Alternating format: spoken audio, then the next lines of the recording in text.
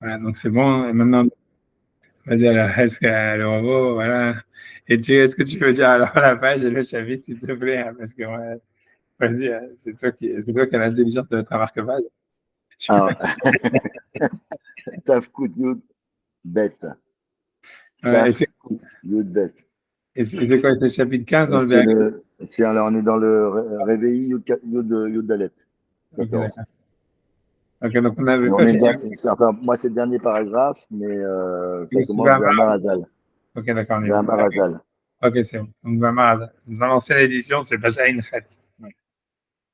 Donc on y va. Vamar Azal, donc ça c'est toujours encore l'histoire de Sancheriv qui est en fuite après voilà, le chaos qu'il y a eu dans son armée quand il avait fait le siège de Jérusalem. Donc voilà, donc c'est là. Et en fait, quand il est en fuite, d'après la Gemara, il trouve comment dire, une planche de la Teva de Noach. Il y a cet épisode et en fait, il dit ah, comme Noach il a été sauvé, moi aussi je vais être sauvé ou un truc comme ça. Donc ça, c'est ce passage-là que le Maral il va essayer d'expliquer qu'est-ce qu'elle a à faire la Teva de Noach là-dedans. Alors, donc, Ve'amar, Azal, Ashkach, Dapa, Mitevato, Shel Noach. Donc, il est parti, il a trouvé une planche de la Teva de Noach, de Kacher, Ba, à la Racha, Azé. Donc, il va expliquer quand c'est venu sur ce Racha, Ashtifa, Kazé, chez Neagu, Kulam, Veunishar. Donc, c'est arrivé sur ce Racha, donc, ce déluge ou le fait qu'il a, comment traduire ça, ouais, c'est un déluge, on va dire, j'en sais rien. C'est le fait de couler, quoi, je sais pas comment dire, une immersion, on va dire. Il y a sûrement un mot mieux que ça, que tout le monde est mort et que lui, il est resté. Puisque toute son armée avait été décimée, lui, il avait survécu. Avec Domé Bedava Ma El Noir. Donc ça ressemblait à Noir, qui lui aussi, toute la génération avait été décimée et lui, il avait survécu. Chez Nishta Fakol, Veonisha. C'est-à-dire que tout avait été détruit, lui, il avait voilà, survécu. Falgav Shaya Sharato Lera Lo. Donc, bien que, a priori, donc pour Sancheriv, le fait qu'il a survécu, c'était quelque chose de négatif pour lui, puisqu'à la fin, il a été assassiné ou il a été tué. Mais Makom Ayanisha, malgré tout, il est resté. C'est ce que le verset dit, Matsadapa Had Mitevuta Shel Noach. Et c'est ce que donc, le Talmud dit, il a trouvé une planche de la Teva de Noach. Qui a Yalo Yichus Ma El Noach, donc puisqu'il avait donc une sorte de Yichus, je sais pas comment dire, de lignage vers Noach. Comme chez Noach Nishar Minashtifa, comme Noach était resté du déluge ou ça veut dire du massacre ou je sais pas du déluge. Kahu Nishar Minashtifa, donc lui aussi il avait été sauvé d'un déluge dans le sens où il avait été sauvé de l'épidémie qui avait massacré son armée. C'est pour ça qu'on nous dit qu'il a trouvé une planche de la Teva de Noach. Vamar, et il nous a dit Dainu Eloha de Shazvit le Noach mitufana. Et donc il a dit ah, c'est le Dieu qui a sauvé Noach du déluge. En araméen, ça veut dire ça. Eloha de Shazvit le Noach mitufana, ça veut dire le Dieu qui a sauvé Noach du déluge. Tufana, c'est le déluge en araméen. Shazvé, Shezivuta, ça veut dire, vous l'avez dans le Kaddish, Yeshamav, Shezava, Ofoa. Shezava, ça veut dire être sauvé, tu vois, être rescapé. Tu vois, ok. Kisava aya teva shenaase dafka donc Kisava aya qui a teva shenaase dafka beshiur shama akatuv parce qu'il pensait que la teva qui avait été faite, on va dire méticuleusement, spécifiquement dans les mesures qui avaient été données dans le verset, Verorba ou Verorka, dans sa largeur et sa longueur, ou Govha et dans sa hauteur, ou Sibat Atzala, c'est ça ce qui avait permis à Noach d'être sauvé. Qui a Teva Naasid et Davnit ou Davarma, puisque la Teva, elle avait été faite dans une forme et ressemblance à quelque chose de spécifique. Et grâce à ça, il a été sauvé. Et comme lui aussi, il avait été sauvé, c'est-à-dire qu'il dit qu'il a trouvé une planche de la Teva de Noach, c'est-à-dire une partie de lui. Vamar, je continue à avancer jusqu'à Vamar ou des Shazvel Noach mitufana, en disant c'est ça ce qui a sauvé Noach du déluge, dans le sens qu'en fait, ça serait la technologie, quoi. Ce serait pas en fait une intervention divine, mais en fait, ça serait, voilà, le fait que Noach, il savait construire un bateau. Dans tous les cas, le message divin, il s'était, on va dire, il avait sauvé Noach à travers une connaissance scientifique. C'est ça ce que ça voudrait dire. כי חשב כי נוח היה ניצל על ידי כוח אחד מן הכוחות שעובדים לו. Donc lui, il pensait aussi que Noach avait été sauvé par une des énergies que les idolâtres servaient, מפני כי היו רגילים עובדי עבודת כוכבים ומזלות, puisqu'ils avaient l'habitude, ceux qui servaient donc voilà, les idoles, les mazalot et les étoiles, que lorsqu'ils étaient sauvés de quelque chose de là, une grande délivrance, Ifrat, quelque chose de spécifique, Moshe, Shayanishar Sancheriv Mikol Achaïv, que Sancheriv il a survécu de toute son armée, Ayum Ekrivim Benehem la Avodat Kohavim Mazalot. Ils amenaient leurs enfants en tant que, voilà, la Avodat Kohavim Mazalot comme remerciement, on va dire, aux étoiles et aux Mazalot et aux constellations. Donc, c'est pour ça que ces enfants, ils ont eu peur. Chez Kachia, c'est qu'il allait leur faire ça. Et et c'est vraiment ça sa volonté qu'il voulait, c'est déjà sa véritable volonté. C'est pour ça qu'ils l'ont tué. Quand en fait il se prosternait dans la maison, dans le temple de Niskor. Qui offrait Avodat Kohalim Mazalot à Rishonim, car ceux qui servent les étoiles, les premiers, Ayum Akrivim Avenem El Avodat Kohalim Mazalot, ils amenaient même leurs enfants au service idolâtre, on va dire, Shayu Choshvim, Shah Korban, ou Davouk, Bemi Shekriv la Korban, puisqu'ils pensaient que le Korban, donc le sacrifice, il doit être collé, il doit être collé à celui qui amène le sacrifice. Donc, et plus donc le korban il vient de quelque chose qui est de proche de celui qui l'offre. Yoter gadol, donc donc le korban il est encore plus important, il a plus de valeur. Kibeno ou etzem ma'atzamo basar mi besaro, puisque son fils c'est de la chair de sa chair, etc. et des os de ses os. Donc c'est comme si on s'amenait soi-même en tant que sacrifice. Et kasher nevad akol. Et donc l'idée c'est que comme tout a été détruit, et lui aussi il aurait dû être détruit. Rajav qui a Salotova, donc il a pensé qu'Hachem, donc il lui avait fait, en tous les cas cette énergie-là, il lui avait fait un bienfait, c'est-à-dire de le sauver, alors qu'il aurait dû être détruit. Donc c'est pour ça qu'il devait lui-même se rapprocher d'Hachem au fin de cette idole, et donc s'offrir lui-même en sacrifice à Dieu. Et en fait, offrir ses enfants, c'était, on va dire, quelque chose, tu vois, c'était la même chose. Uvanav, mais ses enfants, ils sont considérés comme lui-même. Et bien qu'en fait, c'est quelque chose qui est de faire couler le sang, c'est quelque chose a priori de repoussant. Ça veut dire ceux qui servent les étoiles ne sont pas vraiment makpid sur le fait de tuer des gens.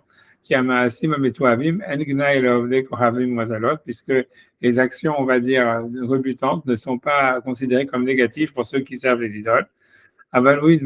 Mais Akadosh Baruch Hu lui-même, qui déteste le fait de verser du sang, et c'est quelque chose qui est, on va dire, repoussé à ses yeux. Il ne voulait pas ça. Simplement un korban qui est dans la possession de l'homme. Donc c'est son argent, on va dire. Et donc Hachem, donc il a fait qu'il soit tué. Après toute la honte, et voilà, la honte qu'il avait reçue, voilà, et ça c'est suffisant. Les vers d'Ivrei Chachamim, dans ce que nous avons dit pour expliquer les paroles des sages. Tu vois, c'est pas évident du tout qu'est-ce qu'il veut, tu vois, je veux dire, ça veut dire, ça veut dire honnêtement, c'est pas clair, tu vois, ça veut dire, on voit bien, ça veut dire ce qu'il a voulu avec l'histoire de la Teva de Noach, ça veut dire, je sais pas quoi, tu vois, lui il veut dire que c'est la technologie, que c'était quelque chose en fait, que ça veut dire le fait de croire en la science, de se dire qu'en fait, voilà, Hachem, il a demandé en fait, c'est spécifiquement cette teva noire, ça voulait dire qu'il y avait un sens, on va dire, il y avait un sens rationnel à ce que la teva, ce bateau-là, il permette de survivre au déluge. Tu vois, donc ça, on va dire, c'était ça son erreur. Tu vois, et ça voudrait dire en fait comme si il a voulu rationaliser. Ça veut dire, grosso modo, ça voudrait dire, OK, il y a eu, dans le fait que lui-même, il a été sauvé de l'épidémie, il voyait ça comme un miracle, on va dire, mais en fait, il pense que le miracle, il est rationnel, ça veut dire il s'exprime, ça veut dire il est arrivé pour une cause naturelle, qui serait la volonté de Dieu, mais qui serait en fait exprimée uniquement, tu vois, veut dire mais que le rapport à Dieu, il est défini en fait par les forces de la nature, donc peut-être par la science, par la technologie, par quelque chose qui serait entièrement rationnel. C'est ça ce qu'il veut dire a priori. Maintenant, tu vois, voilà, après ça, il veut dire ensuite que par la suite, donc il aurait apporté son fils à cause de ça. Tu vois, c'est ça le passage qui est un peu difficile, c'est-à-dire il s'engage, a priori quand on lit le texte, là, pour l'instant, moi je n'ai pas préparé, je l'ai avec vous, mais ça veut dire, tu vois, j'ai pas d'alcool non plus, donc c'est deux strikes, mais voilà, quoi, c'est-à-dire on ne comprend pas exactement le lien qui est fait entre le fait d'apporter son fils en tant que sacrifice à Hachem, et ça veut dire le fait de dire voilà, il faut apporter, il faut ça, comme si en fait on se sentirait coupable de vivre ou comme si on devrait justifier. Ouais, on peut comprendre. Ça veut dire comme on a l'impression que l'idée c'est qu'il devait justifier le fait qu'il soit vivant. Tu vois, c'est-à-dire comme s'il se sentait coupable d'avoir survécu, comme si tu vois en fait il se disait voilà normalement j'aurais dû mourir, maintenant en remerciement je dois en fait donner une partie de moi. Et donc, c'est pour ça qu'il voulait apporter ses enfants, comme s'il se sentait coupable d'avoir survécu. Et en fait, c'est vrai, ça serait lié avec l'idée, en fait, avec la rationalité, avec la raison. C'est-à-dire, au fond, la raison, elle ne permet pas de justifier ton existence, quoi. Ça veut dire, si on veut vraiment réfléchir à ça de manière philosophique, ça veut dire ça. Ça veut dire, ouais, si tu vois, en fait, que tout le monde, en réalité, il est organisé par une raison, ça veut dire par une rationalité scientifique, par quelque chose, OK, il y aurait une volonté, il y aurait du divin dans la création du monde, mais cette volonté, ce divin, il s'exprime à travers les lois de la nature et à travers les lois de la physique, etc. Donc, c'est vrai qu'en fait, on est coupable d'exister, tu vois. Pourquoi j'existe plus qu'un autre, tu vois? Pourquoi c'est moi qui va manger ce steak plus que l'autre? Pourquoi tu vois, c'est ça l'idée. Ça veut dire, et donc, en fait, si je pour exister, d'une certaine manière, il faut que je sacrifie quelque chose. Et tu vois, ça voudrait dire ça, tu vois. Et ça veut dire, c'est quelque chose, ça veut dire, si c'est vrai, c'est ce qu'on voit, c'est très moderne, quoi. Tu vois, ça serait, tu vois, ça explique, tu vois, c'est toute l'histoire, on peut dire, je veux dire, du wokisme ou tu vois, du gauchisme, etc. Ça veut dire, en fait, c'est en même temps une rationalité, une foi dans la raison, surtout dans la science, ou ça veut dire, dans la raison, ça veut dire, voilà, dans l'ordre universel, on va dire, comme s'il y aurait une volonté qui s'exprime à travers l'univers, les forces de la nature, etc., etc., les lois de la nature, de la physique. Et en même temps, on sent comme une sorte d'incapacité à s'assumer en tant que nation, en tant qu'être humain. Et tu vois, avec tout le truc tu vois, avec l'histoire des migrants, des machins, des ranania, où en fait, ça veut dire il faut aider les gens en Afrique plus que soi-même et des choses pareilles, tu vois. Et ça veut dire, tu vois, ça veut dire qu'en fait, ça serait l'idée, tu vois, ça serait intéressant parce que, tu vois, c'est-à-dire, si on prend ça, si on essaie simplement ce qui vient à la tête comme ça, qu'en réfléchissant, hein, ça veut dire, mais c'est-à-dire que si jamais on met ça par rapport, tu vois, au gauchisme, qu'en fait, il y a un truc qui est, tu vois, qui est très bizarre dans le gauchisme, c'est le fait, c'est l'universalisme de dire, ouais, en fait, je suis autant responsable d'aider quelqu'un qui habite en Afrique ou je sais pas quoi, que ma famille, tu vois, ou que celui qui habite à côté de chez moi, etc. Tu vois, quelque chose que dans la Torah, tu vois, c'est pas du tout comme ça. La Torah, quand elle organise la Tzedaka, elle dit, il faut d'abord donner à sa famille, donner aux gens de sa ville, donner aux gens tu vois, c'est-à-dire que la responsabilité, tu veux dire quelque chose? C'est la responsabilité de l'aide, elle est en fait à chaque fois proportionnelle à la proximité qu'on a à la personne.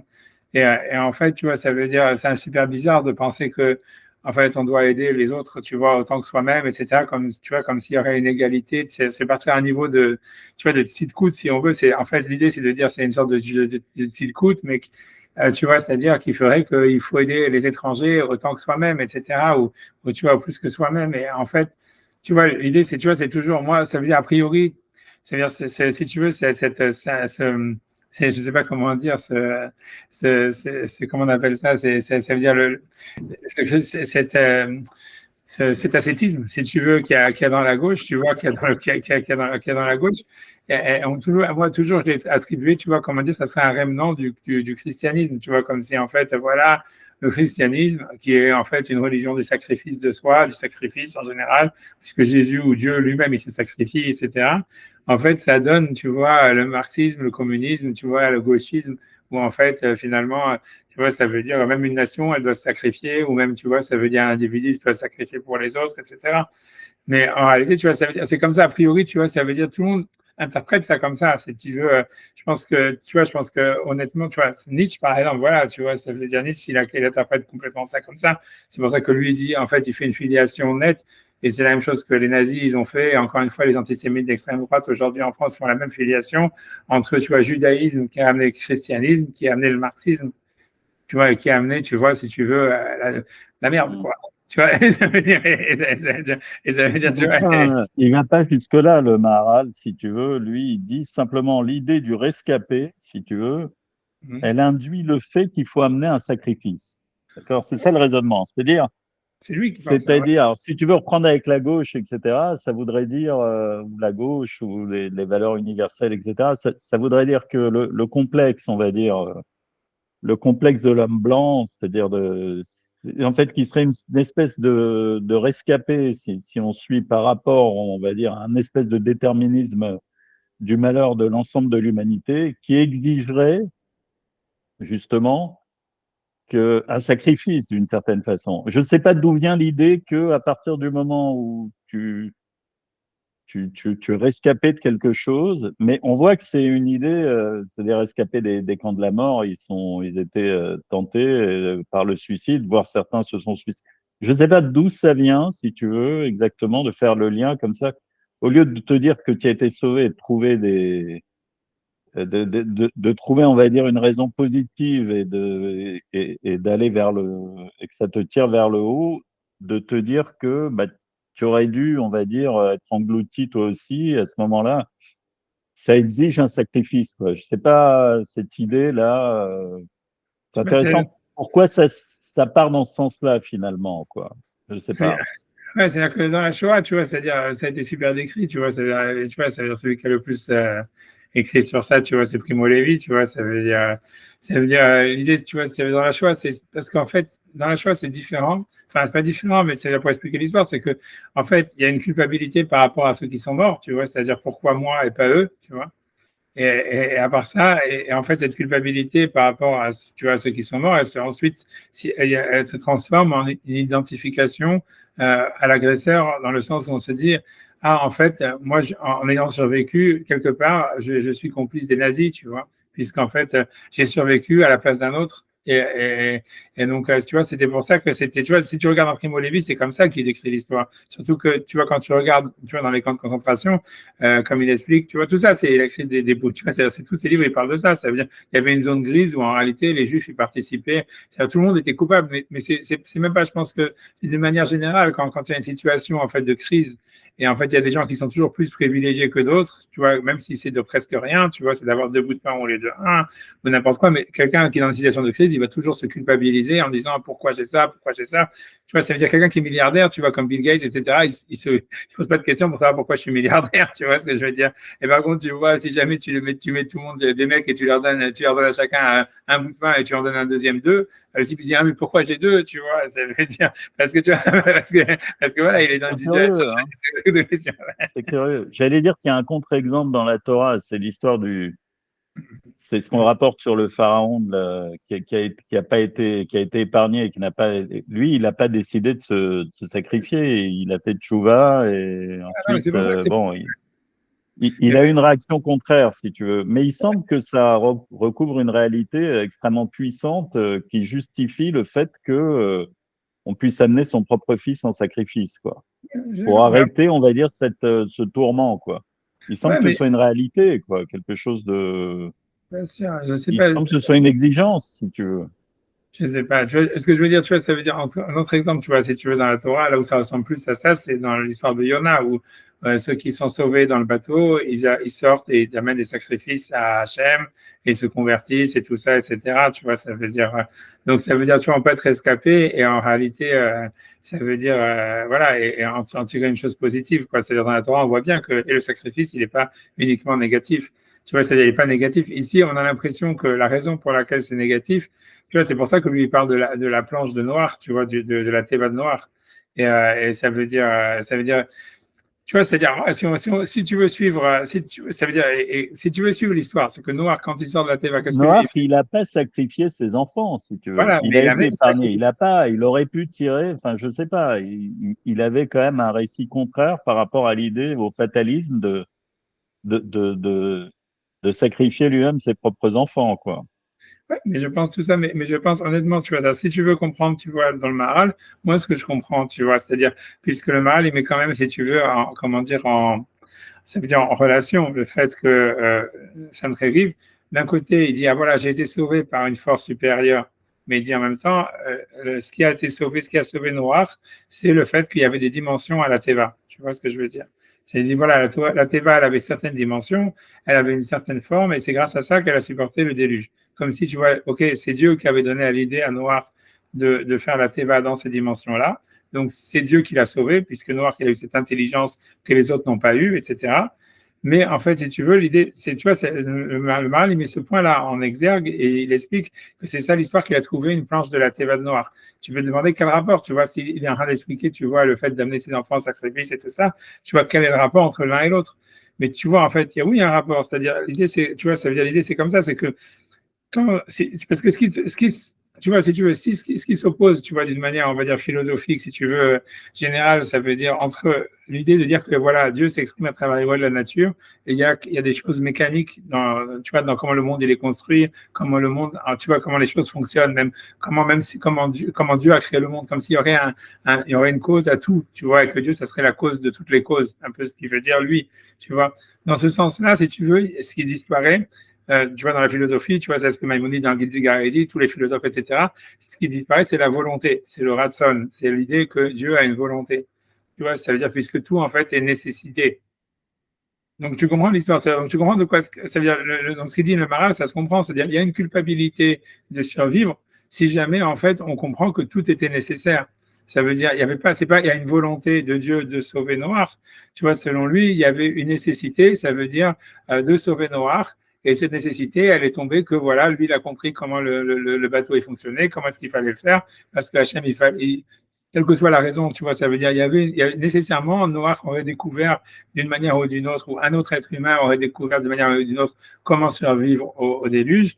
Et c'est comme ça, et c'est arrivé parce que voilà, le type, ils ont trouvé comment faire la bombe atomique, c'est pour ça qu'ils ont pu envoyer ça sur les Japonais ou sur le truc et tu vas les sauver, etc. Mais ça veut dire, voilà, ça veut dire après ça, celui qui a envoyé la bombe atomique, si jamais en fait il se dit, ouais, en fait, c'est arrivé mécaniquement parce qu'on avait les meilleurs scientifiques ou parce que si ou parce que ça, et blablabla, ben, il se sent coupable de l'avoir envoyé, tu vois, c'est normal, tu sais pourquoi, c'est moi qui aurais pu la recevoir sur la tête et tu vois, et pourquoi, tu vois, et c'est pourquoi c'est moi qui l'ai envoyé sur l'autre, tu vois ce que je veux dire.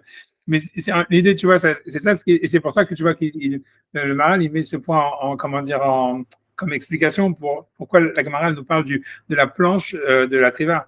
Mais, et donc après ça, c'est ça ce qui explique le fait que voilà, il dit ah je vais comme je suis coupable d'exister, je dois sacrifier une partie de moi si tu veux.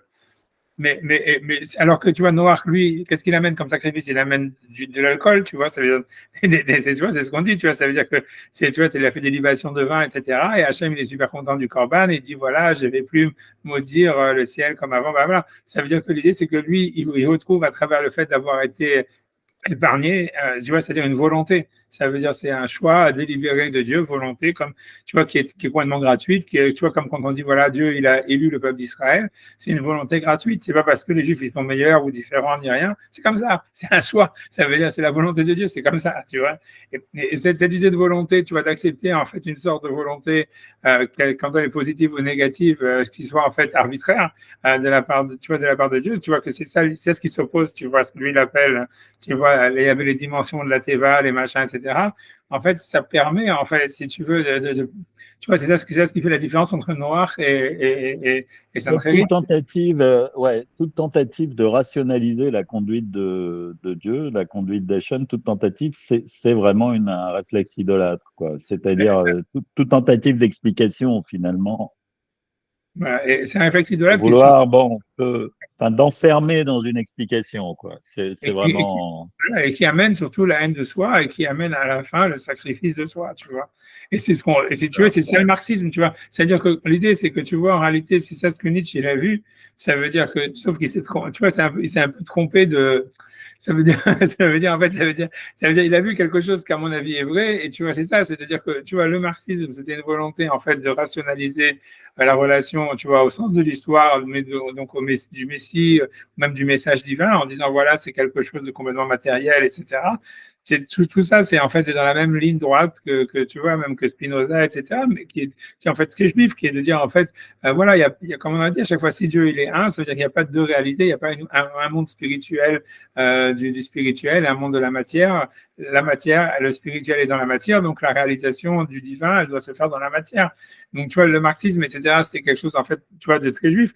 Le problème, tu vois, c'est comme tu dis, c'est que quand on attend le Mashiach, en fait, on ne sait pas comment il va venir, ni pourquoi il vient, ni quoi que ce soit. C'est un choix gratuit de Dieu, tu vois. C'est hop comme ça, tu vois. Ça veut dire pourquoi Israël et pas l'Ouganda ou pourquoi pas, j'en sais rien, truc. C'est un choix gratuit de Dieu. C'est voilà, c'est là-bas. C'est qu'est-ce qu'il y a. C'était la volonté de Dieu. Tu vois pourquoi Israël. Mais donc, quand on garde en fait, quand on rationalise pas en fait, si tu veux, on garde une idée de liberté, comme si on parlait comme ça de Dieu et de volonté délibérée, on va dire hasardeuse du rapport à Dieu. Donc finalement, si tu veux, on assume le fait d'être élu ou le fait d'être survivre, etc., comme tu vois, une expression d'une volonté de Dieu. Donc, en fait, on va remercier Dieu de nous avoir élus, on va remercier Dieu de nous avoir, si tu veux, ou de nous avoir fait survivre. Mais en fait, on n'est pas dans une situation, on ne se sent pas coupable par rapport à ça, puisqu'en fait, finalement, c'était la volonté de Dieu. C'est comme ça, tu vois. Alors que si tu rationalises, à terme, tu vois, c'est ce que ça veut dire. Donc, il avait raison, Nietzsche. On voit bien avec les gauchistes aujourd'hui, tu vois, c'est-à-dire, ça veut dire que, tu vois, ça veut dire, l'idée, c'est pourquoi, tu vois, l'Europe, tu vois, c'est-à-dire, qu'est-ce que c'est, d'où vient, tu vois, cette volonté suicidaire, tu vois, des nations actuelles, tu vois, ça veut dire, tu vois, je sais pas, je vais dire de faire entrer des immigrés, mais ça veut dire, c'est pas le problème de faire entrer des immigrés, mais ça veut dire, si tu veux, que c'est exactement ce qui est décrit dans Nietzsche, tu vois, et c'est pour ça que ça va amener le nazisme à nouveau. Tu vois, c'est de dire, voilà, le plus faible a raison, tu vois, plus quelqu'un il est faible, lui, il faut l'aider, et on est coupable, nous, d'être fort ou d'être au-dessus, que c'est resté toujours exactement, c'est exactement ce qui s'est passé. Tu vois ce que Nietzsche dénonce, c'est ce qui a amené le nazisme, parce que c'est sûr qu'après, ça fait une réaction contraire qui dit, ah, il faut, c'est pas possible, et tout ça, vive la puissance et tout ça, le fort doit retrouver ses droits. Tu vois, en fait, mais d'où ça vient en réalité, l'idée, ça vient d'une foi en la raison, tu vois, c'est tout ce que ça veut dire. Ça veut dire que si tu penses que tout est rationnel, si tu veux, ouais, c'est-à-dire que l'humanité, finalement, on a du mal à rester avec une question et sans y apporter de réponse, quoi. Si tu veux laisser si bon, dans le judaïsme, on t'apprend un peu le contraire, quoi. Il y a des fois on t'apprend à rester avec ta question, quoi. C'est-à-dire, on est éduqué à ça, mais c'est très très difficile finalement de vivre sans essayer d'apporter absolument une réponse ou une explication. Cela dit, on doit réserver Tchouva. On parle de réserve Tchouva, pas de réserve Sheila. Ouais, mais c'est vrai, mais c'est parce que tu vois, l'idée, ce que tu veux comprendre, c'est parce que ce qu'il faut comprendre, c'est que dans le judaïsme, ça veut dire, et c'est ça un peu peut-être pourquoi, tu vois, ça veut dire, on n'arrive pas du tout à comprendre c'est quoi le Mashiach, et tu vois, pour revenir à ce qu'on disait avec le fait d'avoir une responsabilité politique, c'est parce que, toute la raison, c'est pourquoi est-ce que le judaïsme, il accepte les questions, ça veut dire, pourquoi le judaïsme, il peut dire, voilà, c'est Hachem qui l'a voulu, c'est comme ça, et on comprend pas, peut ne pas comprendre, ou même si on veut comprendre, c'est parce que, la différence de base, tu vois, c'est contrairement à ce que tu vois, ça veut dire, bref, tu vois, contrairement à ce que tout le monde dit sur les juifs, c'est que dans le judaïsme, en fait, si tu veux, le corps ou la matière, elle est première. C'est-à-dire que, grosso modo, ça veut dire, voilà, on est juif parce qu'on est né juif, parce que notre mère, elle est juive. Tu vois, c'est ce que ça veut dire. Donc, ça veut dire, en fait, ça, c'est un fait. Tu vois, ça veut dire, tu le veuilles ou pas, tu acceptes ou pas, c'est comme ça. Tu vois, ça veut dire. Donc, tu vois, quand tu parles de ça, tu vois, chez un goy, ça, c'est complètement, tu vois, débile. Tu vois, ça veut dire, tu vois, ça veut dire, voilà, si t'es français ou j'en sais rien, ou si t'es chrétien, ou si t'es hindouiste ou j'en sais rien, ou t'es musulman, c'est parce que tu as choisi d'être musulman, ou parce que tu vois, en fait, c'est à toi de choisir ta religion, de choisir ce que tu es, de te définir. Maintenant, tu veux même définir ton sexe, tu veux définir tout ça. Mais tu vois, ça veut dire, parce que justement, pour eux, en fait, ils voient comme si la matière, en fait, c'est quelque chose, tu vois, qu'on peut transformer, que c'est notre devoir de le transformer, etc. Et que donc on n'est pas en train d'accepter une réalité qui s'impose à nous, tu vois, comme un choix, tu vois, c'est-à-dire qui serait en fait l'expression d'une volonté, tu vois, donc. Voilà, ça explique, tu vois, ça explique la différence, tu vois. Donc, si tu veux, pour les Juifs, en fait, si tu veux, la pensée juive telle qu'elle est décrite, et c'est ça le problème, tu vois bien, de Moshe dans le désert, tu vois, c'est que, je sais pas comment t'expliquer, c'est que tu vois pourquoi Moshe, en fait, tu vois, ce qui choque dans Moshe, tu vois bien, c'est que, en fait, c'est un mauvais leader. Tu vois, ça se voit très honnêtement, tu vois, c'est-à-dire, il sait pas, il sait pas quoi faire, tu vois, ça veut dire, il est toujours, ah merde, il se révolte, et qu'est-ce qu'on va faire? Ah vite, on va chercher au nom de Hachem, et c'est toujours des situations de crise, c'est toujours, quand tu prends des décisions, des initiatives, elles sont toujours mauvaises. Et tu vois, et ça veut dire, tu vois, d'envoyer les miraglim, d'envoyer des trucs, ça veut dire, tu vois, c'est comme si il va sur toutes les pots de banane possibles, tu vois. Et tu vois, si c'était pas Hachem qui est derrière toujours à la rescousse pour le sauver, tu vois, ça serait, tu vois, le truc, il aurait déjà avorté très rapidement, tu vois. Ça veut dire, mais tu vois, et l'idée, tu vois, et tu comprends qu'en fait, c'est pour ça, c'est parce que c'est un problème, et c'est parce que, tu vois, ça veut dire que la Torah, elle marche bien quand tu es dans une situation, tu vois, c'était là où on comprend bien comment la Torah fonctionne, c'est avec Yaakov, avec tout ça, c'est dans un milieu hostile, tu vois, comme chez Lavan ou en Égypte ou je sais pas quoi, et la Torah, ou même Abraham, tu vois, tu vois, qui va chez, tu vois, qui va en Égypte, qui dit que sa femme c'est sa sœur et tout ça, etc. Tu es dans un milieu hostile, et après tu cherches une manière de dire, ah ok, comment par rapport à ça, le milieu il est donné, tu vois, ça veut dire, tu vois, ça veut dire, quand tu regardes, si tu veux, ça reste de l'exil, tu vois, là, Moshe n'arrive pas en Israël ni rien, ça veut dire, la Torah, elle reste une Torah, en fond, en réalité, quand tu réfléchis honnêtement, une Torah de l'exil, ça veut dire, ça veut dire, il y a pas, ça veut dire, ça te donne qu'un truc, comment, si tu veux, comment dealer avec une situation donnée, tu vois. Et ça veut dire, comme l'idée, c'est t'es juif, voilà comment tu deals avec ça. La Torah, elle va te donner, tu vois, 10 000 manières de dealer avec ça, comment tu vois, truc, un être humain, comment tu deals avec ça. Et ça veut dire, mais la situation, elle est donnée. On te dit pas, tu vas transformer la situation, ou c'est toi maintenant qui a la dynamique de dire, voilà, qu'est-ce que c'est, tu vois, qu'est-ce qu'on fait avec le monde, tu vois. La Torah, tu vois, elle te donne pas ça du tout. Et donc, quand les Juifs, ils arrivent maintenant en Israël, etc., et que c'est eux qui ont un pays, et que c'est eux qui sont plus dans un exil, qui doivent prendre des décisions, eux, tu vois, ben, en fait, si tu veux, c'est le foutoir, ça vient. Personne, tu vois, les gens, personne ne sait, tu vois. Et un peu comme tu vois, quand on disait que l'histoire que les auteurs de la Mishnah et de la Gemara, ils ont complètement mis l'impasse sur, en fait, leur rôle politique, etc. Parce qu'en fait, tu vois, ça veut dire, à mon avis, ils étaient clouless, tu vois, ça veut dire, je sais pas si c'était clouless ou pas, mais ça veut dire, voilà, ils pensaient pas que ça faisait partie du message de la Torah. Et tu vois, c'est un problème, tu vois, ce que je veux dire. Tu vois, ça veut dire, voilà, Sancheriv, c'est l'opposé, c'est le mec qui dit, voilà, moi, je vais me battre avec Dieu, moi, ça veut dire, c'est moi qui va donner une dynamique à l'histoire, etc. Et ça veut dire, et donc après ça te montre que, ok, ça te montre comment ça se termine piteusement, où tu vois, où il est assassiné par ses propres enfants, ou sinon, lui, il les aurait assassinés, parce qu'en fait, voilà, il y a une question, tu vois, de pouvoir, une question de justifier qui a le droit d'exister par rapport à l'autre, et en fait, tu vois, ça veut dire, on arrive à des questions comme ça, tu vois, de haine de soi, de suicide, tu vois, de se tuer ou tuer l'autre, tu vois, des trucs sartriens, des trucs que dans la philosophie goy, c'est à des problèmes comme ça qu'on arrive et que ça reste insoluble, si tu veux, où il n'y a que des victimes à la fin. Mais et donc la Torah, elle te dit, ok, la Torah, elle dit en fait, laisse le monde à Dieu et tu vois, et toi, étudie ou j'en sais rien, va faire des mitzvot, fais ton business, donne la tzedaka, elle te donne, tu vois, ça veut dire, voilà, ça veut dire, mais t'occupe pas de savoir qu'est-ce qui va se passer, tu vois, c'est moi qui amène le Mashiach, tranquille, ça veut dire, n'ayez pas peur, tu vois, vous n'allez pas comprendre d'où ça vient, mais ça va venir, tu vois ce que je veux dire. Et voilà, le problème, c'est que tu vois que, et c'est pour ça que tu vois que les rabbinim orthodoxes, ils étaient contre le fait que les Juifs fassent État d'Israël, parce qu'en fait, si tu veux, c'est un truc, tu vois, c'est comme tu rentres dans une zone inconnue, tu sors du programme, tu vois ce que je veux dire. Tu sors, t'as pas le, tu vois, tu vois, c'est comme si un mec qui fait de l'informatique et qui commence, tu vois, à sortir un truc, tu vois, et que t'as pas si tu veux, les ustensiles pour le faire, tu vois, c'est-à-dire t'as pas le, tu vois, t'as pas la data, t'as rien. Donc voilà, donc après ça, tu peux faire que de l'artistique, tu vois. Mais, mais c'est ce qu'ils font, tu vois, c'est tout, tu vois, mais c'est ce qu'ils avaient fait sûrement à l'époque des Khashoggi. Tu vois, ça veut dire ils avaient pas, tu vois, ça devait être un petit peu du n'importe quoi, ça devait un coup comme ci, un coup comme ça, c'est ça l'impression que tu as, ça veut dire, tu vois bien, quand tu regardes les livres de Joséphus et tout ça, etc., tu vois qu'en fait, il n'y avait pas de ligne droite, tu vois, ça veut dire, ça s'est équilibré parce qu'ils disaient, bon, peut-être qu'on a exagéré sur ce côté-là, voilà, on va aller de l'autre côté maintenant pendant 10 ans, après, tu vois, comme maintenant, tu vois, ça veut dire, tu vois, il naviguait à vue, tu vois, sans qui, comme ça, tu vois, ça veut dire, c'était, voilà, mais voilà, mais je pense que c'est ça le truc, c'est que, en fait, tu vois, l'histoire de Sancheriv, puisque lui, au début, il avait dit que Sancheriv, ça symbolise la relation. En fait, Sancheriv, il est ici un code pour le premier homme, etc. Et en fait, ça montrerait, si tu veux, je pense, tu vois, comment dire, si tu veux, voilà, c'est-à-dire le côté, on va dire, qui aurait dramatique dans la nature humaine ou dans la condition humaine quand il commence, si tu veux, à vouloir comprendre, tu vois, qu'est-ce que le monde est, tu vois. Et c'est-à-dire qu'à ce moment-là, non, tu vois, c'est-à-dire, voilà, donc il lui arrive tout ça d'un côté.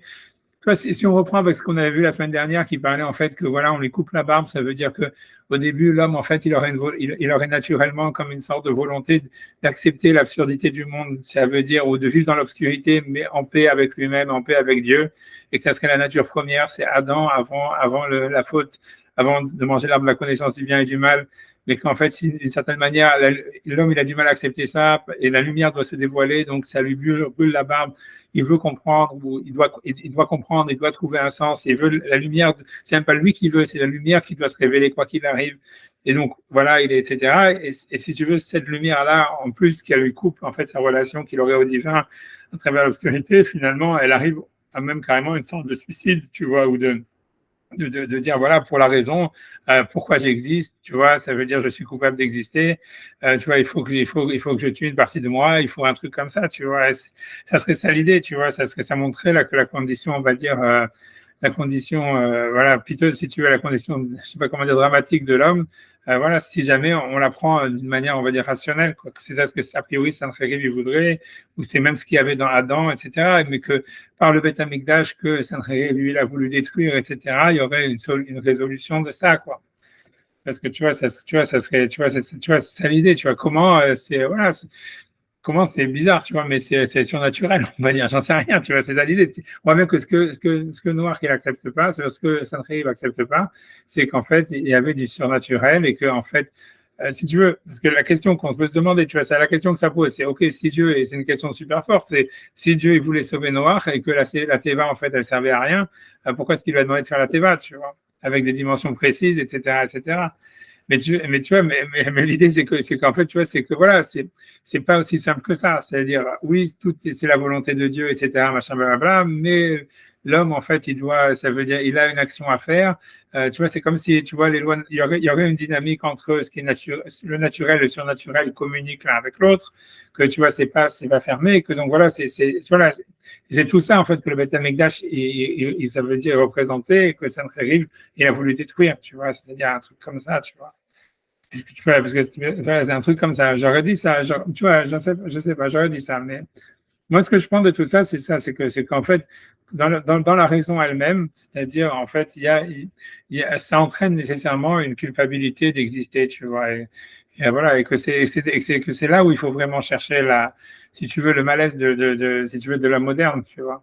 Ça veut dire que, tu vois, c'est pas du christianisme, c'est pas du judaïsme, c'est pas, tu vois, ni rien, c'est pas de la pourriture morale ni rien. C'est en fait, si tout doit s'expliquer de manière rationnelle et de manière, en fait, ça veut dire nécessaire, tu vois, par une nécessité. Alors finalement, l'homme, finalement, il est coupable d'exister, en fait, philosophiquement. Ça veut dire pourquoi j'existe, tu vois, pourquoi j'ai le droit d'exister alors que quelqu'un d'autre existe, tu vois, et nécessairement l'autre qu'il a autant de droit d'exister que moi, donc j'ai aucun droit en réalité, tu vois. Et donc je suis obligé, tu vois, donc il y a une négation de soi. C'est ça ce qu'il veut dire, c'est ça ce que lui, il explique en disant, c'est amener ses sacrifices, ses enfants en sacrifice, tu vois. Franchement, c'est quand tu vois la France, c'est exactement ça. Quand tu vois l'Europe, c'est vraiment ça. Tu vois, les gens, ils veulent tuer leurs enfants. Tu vois, c'est ça l'idée. Et tu vois, d'une manière gratuite. Tu vois, ça veut dire, quand tu regardes, tu vois bien qu'en Europe, il y a une manière, il y a vraiment derrière, si tu veux, quand tu regardes la crise, tu vois, c'est-à-dire du gouvernement en Europe, mais même tu peux dire en Amérique et tout ça, ce qu'il y a, en fait, c'est suicidaire comme comportement. Ça veut dire le truc, tu pourrais nommer le truc gauchiste et tout ça, c'est un truc suicidaire. Tu vois, ça veut dire, il y a un truc de vraiment entièrement, c'est pas que les types, ils ont une crise et tout ça, etc., machin, blablabla, de quoi que ce soit. En fait, il y a une volonté, en fait, de détruire, tu vois, comme je pense que le wokisme et tout ça, le transgender, c'est suicidaire, tu vois, au fond. Tu vois, c'est une volonté tu vois, voilà, de se tuer soi-même, de se dire, tu vois, etc., parce qu'il y a une incapacité à justifier, tu vois, ce qu'on est, tu vois. Mais voilà, a priori, la raison, elle viendrait de la. C'est pas parce qu'ils refusent les sacrifices, justement. Pas les sacrifices humains, mais je veux dire, il y a une violence qui doit s'exprimer, quoi. Et là, ils savent plus quoi en faire. C'est quand ils disent que tout le monde est gentil, machin, ils accumulent une violence qu'ils n'arrivent plus à canaliser ou Je pense pas qui sort de toute façon. Je pense pas que c'est ça. Je pense que derrière cette idée de dire, tu vois, tout le monde est gentil, etc., c'est cette volonté de confort. En fait, ce qui se cache, au fond, c'est le fait, tu vois, mais tu vois, sur ça, sur le coup, c'est un truc, tu vois, Nietzsche, mais c'est surtout une volonté de pas avoir de volonté, tu vois. Tu vois, ça veut dire, si tu veux, tu vois, c'est tout. Ça veut dire, si tu veux, tu vois, si tu veux donner de l'amour, chercher de l'amour, c'est une volonté. Ça veut dire, c'est une facilité, tu vois, qui, tu vois, de vivre dans l'amour, c'est une facilité, d'un confort qui permet, tu vois, de ne rien vouloir, tu vois. Je sais pas comment expliquer. Tu vois, où ça veut dire, ou de dire, tu vois, de justifier, tu vois, ça veut dire, l'idée, c'est quoi l'histoire de l'amour? C'est que tu veux justifier ton existence par les autres. Ouais, c'est ça, grosso modo, ce que ça veut dire. Ça veut dire, voilà, comme, tu vois, comme j'ai des bouches à nourrir, il faut que je sois en bonne santé pour ma famille. Comme, tu vois, ça veut dire, j'en sais rien, tu vois, c'est ce que ça veut dire. Tu vois, ça veut dire, tu vois, c'est ça l'amour. C'est grosso modo, ça serait ça l'idée de l'amour. Ça veut dire, tu justifies, tu existes, parce qu'en fait, ce qui te donne raison d'exister, c'est les autres. Voilà. Et C'est la nature. C'est la nature. Les plantes, elles sont comme ça aussi, les animaux aussi. c'est pas certain, tu Je veux vois, dire, ça veut bah, ils se bouffent les uns les autres, tu vois. les plantes, elles ont qu'un seul but, c'est de faire des plantes, quoi. Ça veut dire, c'est pas, non, et même si c'est la nature, tu vois, comme je te dis, tu vois, il y a ce fameux truc du Abravanel, pas du Abravanel, c'est lui qui le Farish qui dit ça, mais tu vois, quand dans la Torah, on te parle sur les Chagim, qui est marqué Samarta, Ta ou Betecha, après, tu vois, ça veut dire, sur chaque Chag, je dis, cette Torah, j'ai dû le répéter des milliards de fois, tu vois, c'est pas de moi, mais ça veut dire que quand on parle, tu vois, sur les Chagim, sur Pessah, Shavuot et Sukkot, si tu veux, dans Pessah, il y a marqué, et tu te réjouiras, toi et ta femme. Et après, à Shavuot, il y a marqué, tu te réjouiras, toi, ta femme et tes enfants. Et après, à Sukkot, il y a marqué, tu te réjouiras, toi, ta femme et tes enfants, et l'étranger qui est dans ta ville, etc., et le Lévi et compagnie. Et tu vois, ça veut dire l'idée, et tu vois que plus ça va, plus il y a de la simcha. L'idée, tu vois, Sam, tu vois, ça veut dire, tu vois, j'ai oublié qu'elle me Farash, il dit ça, mais c'est un commentateur qui est sur la page, quoi, tu vois, que là-bas, il dit, en fait, bon, il dit, en fait, c'est clair qu'en fait, au début, à Pessar, c'est le début de la récolte, donc en fait, tu peux donner que à ta femme, parce que tu vois, t'as pas encore assez, tu vois, etc. Après ça, tu vois, quand c'est à Shavuot, c'est le milieu de la récolte, donc tu peux donner à ta femme, à ta famille et tout ça. Et quand c'est la fin de la récolte, tu as beaucoup plus, donc tu peux donner même à l'étranger, etc. Et dit, l'idée, c'est que tu vois qu'en fait, si tu veux, plus ça va, donc plus tu donnes, plus en fait tu as de la simcha, parce que ce qui te donne la joie, c'est de pouvoir donner, tu vois. Mais il dit que pourquoi la Torah elle a quand même mis cette graduation et tout ça, il dit parce qu'en fait, il dit chez les animaux, on va voir que tu vois quand il y a comme tu as dit toi, tu vois, il dit que quand il y a un, comment dire un troupeau qui est attaqué, en fait, il y a les animaux, ils vont avoir tendance pour protéger le groupe à se suicider eux-mêmes, tu vois. Et la Torah, elle a voulu te dire, c'est pas moi qui le dis, tu vois, parce qu'il dit voilà, alors il dit la Torah, elle a voulu te dire que c'est pas comme ça. Que tu vois, c'est toi, tu passes d'abord, ta femme d'abord, tes enfants ensuite, les autres après, etc., etc. Et qu'en fait, si tu veux, ça, c'est un réflexe animal que, tu vois, j'ai oublié quel est ce commentaire, mais c'est un commentaire, tu vois, et tu vois, qui en fait, si tu veux, tu vois, qui est à combattre, tu vois, au même titre que, en fait, tu vois, ça veut dire, voilà, ça veut dire, c'est cette volonté de faire passer le groupe avant soi, tu vois, lui, en fait, il voit ça comme ça dans cette mitzvah, mais en tout cas, c'est un truc qu'on trouve dans la halakha d'une manière très nette. Ça veut dire, on te dit, voilà, tu dois faire la zaka d'abord à ta famille, tu dois faire la zaka d'abord, tu vois, aux gens de ta ville, tu vois, si tu as plus, etc. C'est-à-dire que c'est des cercles concentriques et c'est pas du tout, ok, l'humanité, elle passe avant l'individu ou la collectivité, elle passe avant moi, etc. Tu vois, encore une fois, si tu es dans le désert et tu n'as qu'un seul verre d'eau, c'est toi qui le bois, tu vois ce que je veux dire.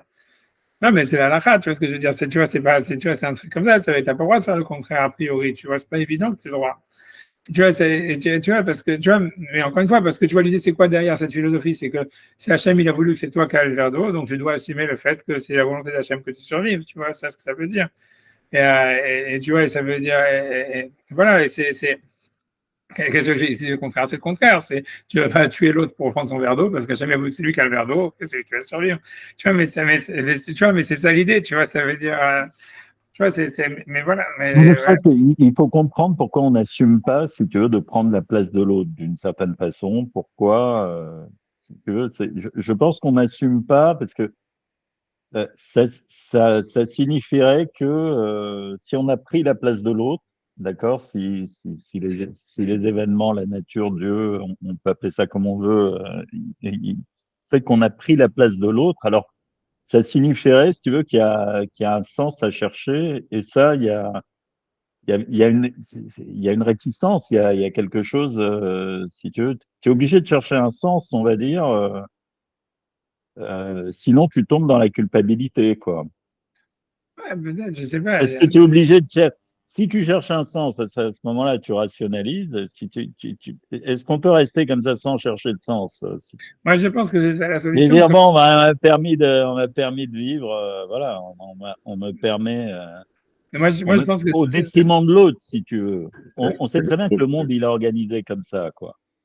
C'est le Mais principe de à la ce halakha, moment-là, de la halakha. tu dis, non, mais je veux dire, voilà, tu as pris la place de l'autre. Toi, c'est le monde, il est organisé comme ça. Tu prends toujours la place de l'autre. Mais ouais, je veux dire, sinon, Oui, on sait très bien que si, voilà, il y a une place qui se libère, pourquoi toi, tu as pris la place, l'autre, il l'a pas eu, c'est tout. Le gâteau, c'est toi qui ouais. prends le gâteau, l'autre l'a pas eu. Donc, qu'est-ce que t'en fais? Je veux dire, Ouais, mais c'est le choix d'achat. Moi, et- je pense que c'est le fait d'accepter, tu vois, l'idée, c'est le fait de justifier qu'il y a déjà un problème, tu vois. C'est-à-dire, tu vois bien, comme tu as parlé de ceux qui ont été sauvés par la Shoah, tu vois, alors Primo Levi, par exemple, il dit, ouais, j'ai survécu pour pouvoir raconter, ou un truc comme ça, tu vois, ça veut dire.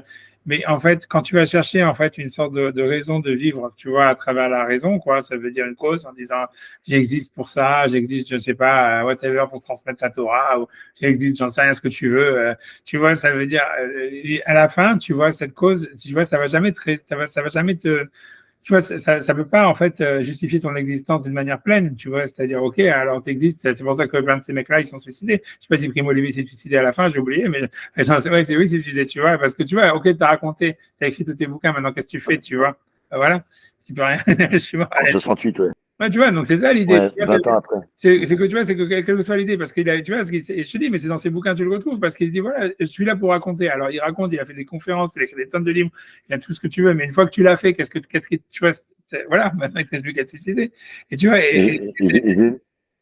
Dans une bio, il dit qu'il s'est, enfin une bio, je sais pas si c'est une bio puisqu'il s'est suicidé, mais qui racontait qu'il s'est suicidé parce qu'après avoir fait une conférence dans une école, ce qu'il faisait tout le temps, il a vu que les élèves étaient plus intéressés et quand il a vu ça, il a dit que ça servait plus. Bon, c'est ce que j'ai lu, maintenant je sais pas si ouais, non, non, c'est la vraie c'est cause de pas son suicide. ouais, c'est pas ça. Ouais, là-bas, il dit où sont les autres. Là-bas, ça veut dire, tu vois, c'est pas vraiment qu'il dit truc, mais ça veut dire, ouais, comme tu dis, mais c'est pas pour ça qu'il s'est suicidé. En fait, il s'est suicidé la page tout, tu peux pas savoir parce qu'il y a truc, mais quand tu lis ses bouquins, quand tu vois les derniers bouquins, c'est surtout parce qu'il avait l'idée d'avoir dit, ah ouais, j'ai fait une mission accomplie, tu vois. C'est-à-dire, c'est pas simplement qu'il y avait personne qui était réceptif, c'est que lui, il avait plus rien à dire d'une certaine manière, tu vois. C'est voilà, j'ai raconté, il a créé une ribambelle de bouquins, il a créé des trucs, il a tout ce que tu veux, tu vois ce que je veux dire. Ok, alors maintenant tu as raconté, ok, très bien, et après, tu vois, ça veut dire. Mais ce que je veux dire, c'est que toute justification, elle va marcher comme ça. Si tu dis, voilà, j'existe pour étudier la Torah, alors ok, alors tu étudies la Torah, mais une fois que tu as fini d'étudier la Torah, ou quand tu fais tu vois, tu peux pas étudier la Torah 24 heures sur 24, tu vois, ça veut dire, à un moment, tu vas te sentir coupable d'exister. Le suicide, ça pourrait être la signature de son livre, en fin de compte. Ouais, peut-être, voilà, c'est tu veux, oui.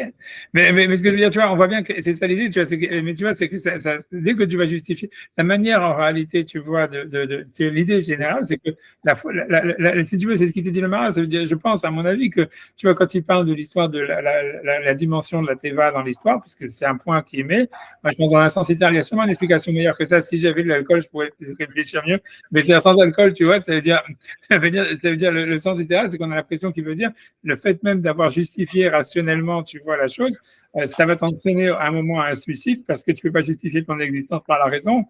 Et tu vois, ou en tout cas vouloir tuer tes Mais, enfants. mais je comprends pas parce que le sacrifice qu'il veut faire, c'est pas rationnel. Il a besoin d'irrationalité aussi, lui, parce qu'il dit, C'est vrai bon, que j'ai été rationnellement sauvé, mais je dois rendre quelque chose à. C'est pas, ça paraît pas rationnel. Je ne vois pas le. c'est pas, ouais, parce que tu vois, je comprends ce que tu veux dire. Tu vois, t'as raison, tu vois, ça veut dire, grosso modo, t'as raison, t'as raison. Ça veut dire, c'est ce que ça veut dire. T'as raison dans le sens où ça veut dire que l'être humain a la raison pour laquelle il peut pas vraiment, il peut pas, si tu veux, vivre en face de la rationalité du monde. C'est parce que c'est pas un robot et parce qu'en fait, il va vouloir rendre quelque chose. Il va vouloir, tu vois, ça veut dire, voilà, tu vois, ça veut dire comme tu dis, l'homme, il est pas raisonnable. Donc en fait, si il va chercher à justifier ses comportements et son existence par la raison, voilà, comme tu dis, ça veut dire il va rentrer finalement dans des mécanismes autodestructeurs. Mais tu vois, mais c'est comme tu dis, c'est exactement ça. C'est parce que l'homme n'est pas raisonnable. Ça veut dire l'homme, c'est pas qu'un homme de raison. L'homme, c'est pas un robot, c'est pas un ordinateur. Alors peut-être un ordinateur, lui, il peut envisager, tu vois, un univers qui serait complètement, tu vois, lié à la nécessité et complètement lié à quelque chose, tu vois, tu vois, une nécessité logique où il n'y a pas de volonté, il n'y a pas de, si tu veux, il n'y a pas de volonté, il n'y a pas de je sais pas comment on appelle ça, tu vois, ça veut dire d'arbitraire, mais en réalité, l'homme, c'est pas la nature humaine. Donc, en fait, c'est là ce que je veux dire, tu vois, ça veut dire la seule manière, si tu veux, la seule manière de vivre heureux, si tu veux, d'une certaine manière, c'est d'accepter le fait que c'est arbitraire, le fait qu'on vive, tu vois, et que voilà, ce qu'on a, c'est un choix de Dieu, et que donc, en fait, il faut l'accepter, et tu vois, et en être heureux, tu vois, qu'est-ce que tu veux que je te dise, tu vois, c'est tout, et c'est une fois que, voilà, tu veux, voilà, et c'est tout. Ça veut dire pourquoi je vis, pourquoi j'ai ça, parce que Hachem il a voulu. Pourquoi Hachem il a voulu, C'est très difficile, ouais.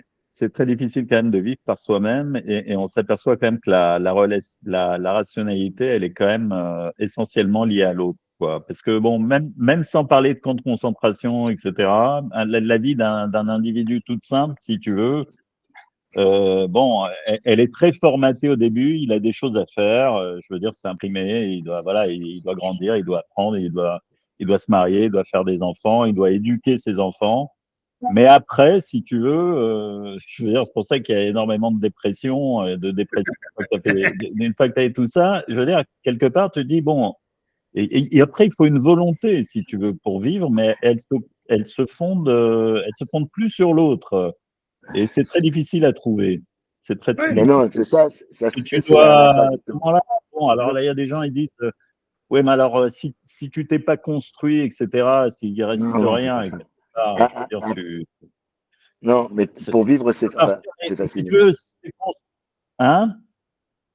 Non, je veux dire que c'est à ça que ça sert la halakha. C'est-à-dire qu'en fait, pour la halakha, surtout je sais pas, la cache-route ou les trucs comme ça, ou des choses qui paraissent absurdes et bizarres, c'est ça qui doit te dire que si t'as pas de questions existentielles à répondre ou que tu peux pas répondre aux questions existentielles, tu suis ces règles-là. Et c'est ça qui te donne un cadre pour exister, quoi. Parce que sinon, t'as ce que tu décris, t'es dans le vide. Alors évidemment, le vide, c'est désagréable. La halakha, elle est là pour justement te donner des garde-fous et des choses comme ça qui paraissent Pourquoi souvent pas? absurdes. J'en sais rien. Pourquoi pas? Moi, je trouve que c'est comme ça que je m'en sors. Absurde, mais ouais. Ouais, non, D'accord, ouais, non, mais je comprends. Si, la J'écoute. cache-route, c'est absurde. Arrêtez. oui, Très non, mais absurde.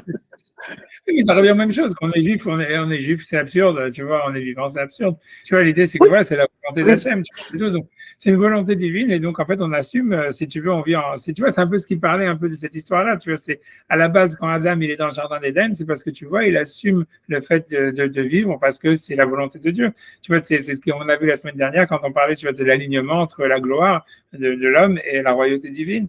Mais tu vois, et ça veut dire, on voit bien, c'est comme s'il y a une boucle qui est bouclée à travers Sancheriv. C'est-à-dire, on a l'impression que le problème, c'est qu'il y a une lumière qui doit se dévoiler, c'est la lumière de la raison, etc., de la justification et tout.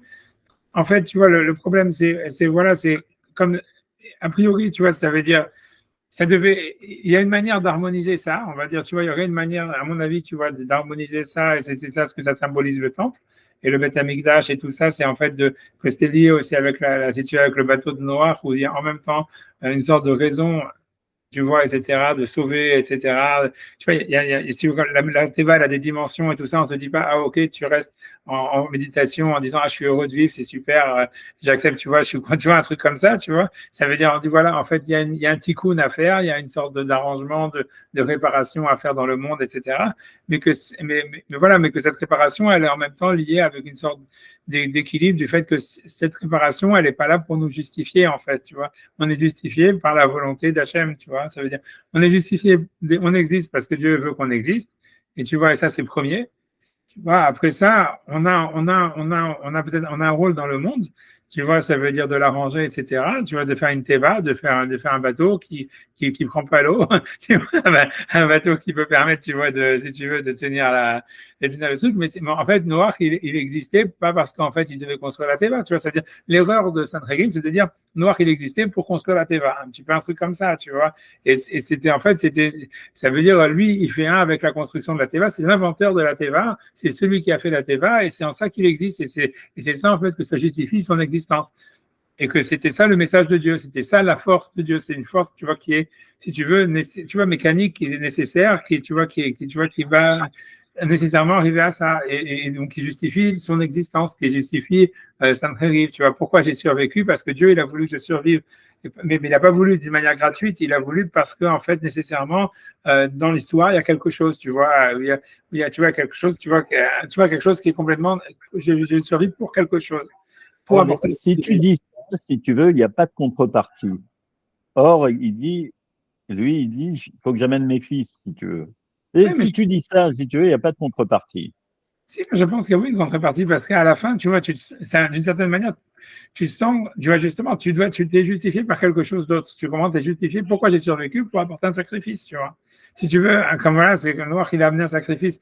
Tu vois bien le fait d'amener de l'alcool en sacrifice, tu vois, que c'est ça ce qu'Hachem qui a fait, qu'il a promis de ne plus amener un deuxième déluge. Tu vois, l'alcool, ça symbolise ça, ça symbolise le fait, tu vois, que voilà, comment dire, tu vois, ça veut dire, voilà, il y a une partie non insensée dans l'univers, dans le monde, tu vois, un chat gratuit, si tu veux, et voilà, et Noir, il n'a pas survécu pour vivre, pour amener un sacrifice. Mais, tu vois, ça serait ça l'idée. Lui, il dit, j'ai survécu, c'est sûrement parce qu'en fait, je dois apporter un sacrifice, et un sacrifice qui est moi-même, tu vois. C'est exactement comme Primo Levi qui dit, j'ai survécu pour raconter, tu vois. Il ne faut pas apporter une partie de soi-même, en fait. Parce que c'est ce qu'il explique. C'est ce qu'il dit, parce qu'il dit, voilà, il dit d'apporter quelque chose qui est en son domaine, tu vois, parce qu'en fait, les sacrifices dans la Torah, c'est de l'argent, grosso modo. Quand tu amènes un animal et tout ça, en fait, tu amènes de l'argent.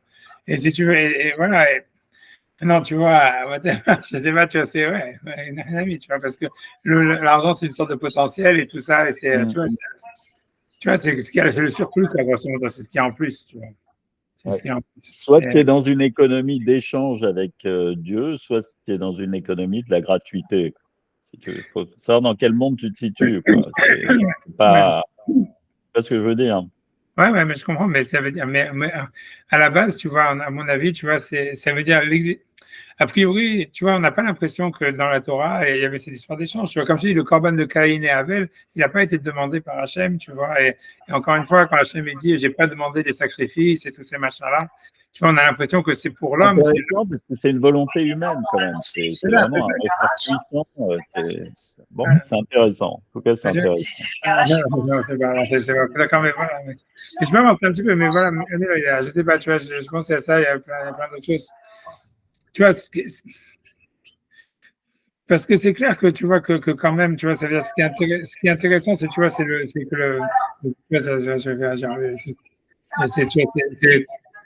tu vois, c'est que le parce que si tu veux en fait dans la Kabbale, après ça j'arrête de parler de ça, mais ça veut dire parce que dans la Kabbale, il y a cette idée-là, en fait, aussi, tu vois, de Chorma et Bina, si tu veux, que la Chorma, ça serait en réalité la chose si tu veux, comme si les choses qui découlent nécessairement les unes des autres, tu vois, ça serait en fait la raison mécanique, tu vois.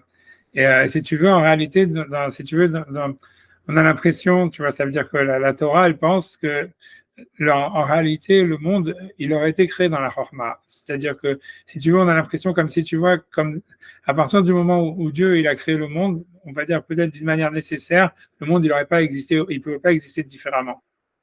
Et ça veut dire et que donc il y aurait une nécessité de comment est-ce que le monde il a été créé, comme si tu vois il y avait une sorte de limite, tu vois quelque chose comme ça. Et tu vois, si tu veux, c'est un truc que tu vois que justement il faut pas réfléchir. C'est ça ce qui s'appelle voir le visage d'Hachem. Tu vois, c'est envisager comment est-ce que nécessairement le monde il était obligé d'être créé comme ça. Mais que ce qui est justifié, tu vois, si on a l'impression, tu vois, c'est-à-dire que le mouvement, c'est-à-dire la manière dont, tu vois, si tu veux, la Kabbale, elle envisage la chose, elle envisage que, en réalité, dans un mouvement premier, ça veut dire de comment Dieu a créé le monde, ou comment le monde il est créé. En fait, il y a une nécessité, tu vois, on va dire logique, mécanique, tu vois, etc., causale, tu vois, on va dire nécessaire, mais que l'homme, en réalité, lui, en fait, l'idée, c'est que sa relation au divin, elle passe pas par là. Ça veut dire, l'idée, c'est que pour lui, l'homme, il doit en fait, si tu veux, il doit revenir dans sa relation au divin, il doit plutôt utiliser l'intuition, tu vois, ce qu'est la bina, tu vois, qui est un retour, tu vois, ça veut dire de comprendre une chose à partir d'une autre. Tu vois, ça veut dire que c'est qu'un rapport plus intuitif et plus d'acceptation, tu vois, c'est-à-dire qu'un rapport causal. Pour expliquer l'histoire, si tu veux, dans l'histoire de comment ça se passe, tu vois, dans la Kabbale, c'est parce que c'est une relation au temps. C'est-à-dire que pour expliquer comme histoire, c'est que dans la relation causale, ce qui se passe, tu vois, c'est ce que Maïmonide, tu vois, c'est un chapitre de Maïmonide dans le Guide des Égarés qui parle de ça aussi. Tu vois, quand il dit, voilà, un fœtus, tu vois, ça veut dire quand il est dans le ventre de sa mère, il peut pas vivre de la même manière qu'un être humain quand il sort du ventre de sa mère. Ça veut dire, c'est complètement opposé à la manière dont, tu vois, dont il existe. Ça veut dire, tu vois, il respire pas, il veut pas respirer par le nez, tout ce que tu veux. Il est enfermé dans un endroit, tu vois, où il est complètement, tu vois, sorti, etc. Et en réalité, dans son étape fœtus, si tu veux, l'homme, il est complètement mystérieux, si tu veux, à la période, à l'homme né, tu vois. C'est-à-dire, l'homme, quand il est né, il est complètement différent et tout ça inversé, en fait, d'une certaine manière, dans sa manière d'exister par rapport à quand il était fœtus. Et donc, Maïmonide, il dit, en fait, tu vois, tu ne peux pas réfléchir, mais c'est un truc qui est pris de la philosophie grecque, tu vois, tu ne peux pas réfléchir quand tu vas réfléchir sur les causes et la généalogie, en fait, d'une chose, par rapport, en fait, à sa situation présente. Parce qu'en fait, de la même manière que, tu vois, si un fœtus, tu vois, il devait se nourrir comme un homme, ou si nous, on se mettait dans un truc où on est complètement fermé, on ne peut pas respirer, on va crever, tu vois, alors qu'en fait, c'est grâce à ça qu'on s'est développé. Et on pouvait pas, et donc, ça paraîtrait impossible, tu vois, à quelqu'un qui voit des êtres humains, qui n'a jamais vu un enfant naître, ça serait improbable pour une personne de dire, ah oui, tous les êtres humains, ils sont nés du ventre d'une femme, ils étaient enfermés dedans pendant 9 mois, etc., etc. Si quelqu'un n'avait jamais vu ça, il se dirait, mais c'est n'importe quoi, tu te délires complètement, tu vois. Mais si tu veux, cette idée-là, tu vois, elle est qu'en fait, si tu veux, ce qui se passe dans l'histoire, pour expliquer ce qui fonctionne, c'est que quand on parle, tu vois, en fait, de la causalité, tu vois, si tu veux, scientifique, et de la manière, tu vois, en réalité, ou peut-être Dieu, il avait pas d'autre manière de créer le monde, tu vois, que ça veut dire que le monde, il a été créé Bechorma, ça veut dire, parce que cette idée-là, tu vois, on veut dire, c'est une idée, tu vois, c'est l'idée de la Chorma, c'est que, en réalité, tout ça, c'est vrai si jamais, en fait, tu cherches à revenir tu vois, à l'origine du temps, si tu veux. Mais si tu te dis, voilà, maintenant je suis à un moment T, tu vois, ça veut dire, voilà, je suis à un moment T. En fait, ce qui s'est passé dans les étapes précédentes, en réalité, toi, t'en es complètement séparé, tu vois, ça veut dire parce que comme un fœtus, comme un être humain par rapport à un fœtus, tu vois, toi, t'es pas la même personne que tu étais il y a 1 heure, mais t'es pas la même personne que tu vas être dans 2 heures, tu vois ce que je veux dire. Donc, en fait, maintenant, quand toi, si tu vas avoir une relation avec le divin, que c'est l'éternel, il est muable, tout ce que tu veux, en réalité, ta relation, elle doit pas être dire, ah, donc nécessairement ça et ça et ça et ça devait arriver, et c'est pour ça que je suis arrivé, etc. Ta relation, elle est dans ton instant T, c'est de dire, je suis en fait, tu vois, le fruit d'une volonté complètement gratuite de Dieu, tu vois. Parce que tu vois, ça veut dire, à l'instant T, j'aurais pu être différent, j'aurais pu de trucs, etc., etc. Et j'ai même pas de rapport, tu vois, si tu veux, par rapport à ce qu'il y a aux étapes précédentes. Donc l'idée, c'est, tu vois, c'est que dans la Kabbale, l'idée, c'est que Dieu, en fait, si tu veux, il crée l'homme par la Chorma, mais l'homme, il revient vers Dieu, tu vois, dans sa relation, comme si tu veux, au sacrifice, à la prière, à l'acte religieux, etc., par la Bina, tu vois, qui est en fait, le fait, tu vois, l'idée, c'est d'arrêter un plan, c'est de dire, si tu veux, l'idée de la Bina, c'est d'être toujours à l'extérieur de l'endroit dans lequel on est, de la situation dans laquelle on est, tu vois. Donc, si on accepte la situation, la chose dans laquelle on est, et à travers ça, on dit, ah voilà, ça, c'est l'expression de la volonté de Dieu, et c'est à travers ça que j'ai une relation, tu vois, avec le divin, que ce soit dans le tikkun ou un truc comme ça. Il n'y a pas de volonté, tu vois, de retourner vers l'origine, tu vois, un truc comme ça. Et tu vois ce que je veux dire, ça serait ça, tu vois. Tu vois, dans la Kabbalah, ça marche comme ça. Tu vois, c'est cette relation, tu vois l'idée, la raison et la causalité, etc. Tu vois, c'est pour ça que grâce à ça, tu vois, on peut comprendre pourquoi la science, tu vois, ça veut dire l'idée, la science, tu vois, la Torah ne rejette pas la science, au contraire. Parce qu'en fait, tu vois, c'est comprendre comment est-ce que Dieu a créé le monde, grosso modo. Et il y a une expression de la volonté de Dieu à travers la science, à travers les lois de la nature, à travers la physique, etc., etc. Donc, c'est véritablement la volonté de Dieu. C'est-à-dire, Dieu est dans la matière de cette manière, mais en réalité, dans la relation à un retour vers la source, tu vois, qui est la relation à la spiritualité, ça serait en fait une acceptation au contraire, tu vois, de dire, ah, pourquoi, c'est-à-dire cet instant-là dans lequel je vis, en réalité, il est complètement gratuit. Ça aurait pu être complètement différent, ça aurait pu être complètement truc, etc., etc. Et parce qu'en fait, c'est vrai, au fond. Tu vois, ça veut dire, au fond, si tu reviens à l'origine, tu vois, le monde n'aurait pu ne pas exister. Donc, même si nécessairement ça devait arriver comme ça, en fait, au moment où ça arrive maintenant, c'est complètement gratuit. Et c'est à travers ça, en fait, qu'on a une relation, si tu veux, vers le divin. Tu vois, c'est des trucs comme ça, tu vois, c'est un peu ça ce que tu vois que Sancheriv, on a l'impression qu'il lui manque. C'est-à-dire, d'un côté, lui, au début, il a une relation avec le divin, on va dire, tu vois, naturel, tu vois, c'est la gloire de l'homme en alignement avec la royauté d'Hachem. Il y a une lumière qui doit venir, tu vois, c'est la lumière de la Chorma, tu vois, c'est comme si tu veux, la Chorma, elle doit se dévoiler, tu vois, et qui va lui couper la barbe, qui va le mettre dans une situation où il va être en opposition au divin, tu vois, c'est Adam qui est jeté du jardin d'Éden et tout ce que tu veux, ou finalement qui veut la connaissance du bien et du mal, etc., etc.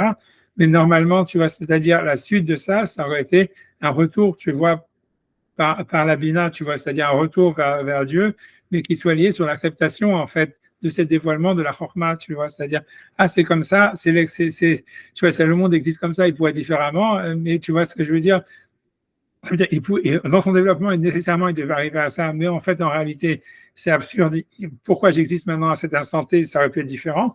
L'idée, normalement, c'est d'accepter que c'est la volonté de Dieu, et avec ça, tu vois, assumer ça, tu vois, et d'un point de vue moral, etc.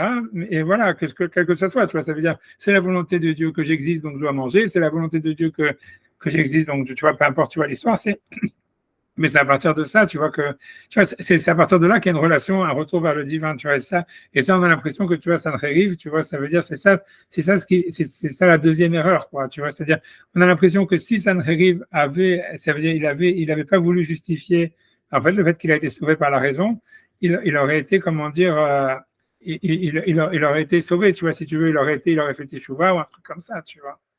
Et, tu vois, c'est whatever, tu vois, c'est quelque chose comme ça, tu vois, c'est whatever. C'est aussi, tu vois, je sais pas, il doit y avoir d'autres choses, tu vois, c'est-à-dire, tu vois, ce qui est aussi intéressant à reprendre, tu vois, c'est que, tu vois, c'est qu'on dit, tu vois, si tu veux, je sais pas, tu vois, c'est quelque chose, tu vois, parce que si tu veux, dans les Midrashim, il y a marqué que Sancheriv, et même surtout Nabucodonosor, en réalité, on dit que c'est un descendant du roi Salomon qu'il aurait eu avec la reine de Saba. Et tu vois, tu vois, ouais, c'est Rachid qui ramène ça quand il dit, tu vois, ça veut dire tu vois, ça veut dire, Rachid ramène ça, il dit, quand il dit que la reine de Saba, elle est venue, et Shlomo, il lui a donné tout ce qu'elle désirait. Et là, Rachid, il dit là-bas, et c'est il dit, il lui a donné tout ce qu'il lui a désiré, et tout ce qu'elle désirait, c'est quoi? C'est qu'en fait, évidemment, il a eu une relation avec elle, il lui a donné un bébé, quoi, grosso modo, et que ce bébé, en fait, c'était de lui allait sortir Nabucodonosor, et que c'est lui qui allait détruire le temple, tu vois. Tu vois, mais à mon avis, tu vois, il y a un lien aussi là-dedans, tu vois, c'est-à-dire, que tu vois, ça, je pense que, voilà, que l'idée parce que tu vois, pourquoi le Passou, quand il parle de ça, il parle de dire que Shlomo, il a donné à la reine de Saba tout ce qu'elle désirait. Et tu vois que c'est un peu, et on retrouve la même chose exactement quand Shimshon, il est avec Dalila, et il lui a donné tout ce qu'elle voulait, ou il lui a dit tout son cœur.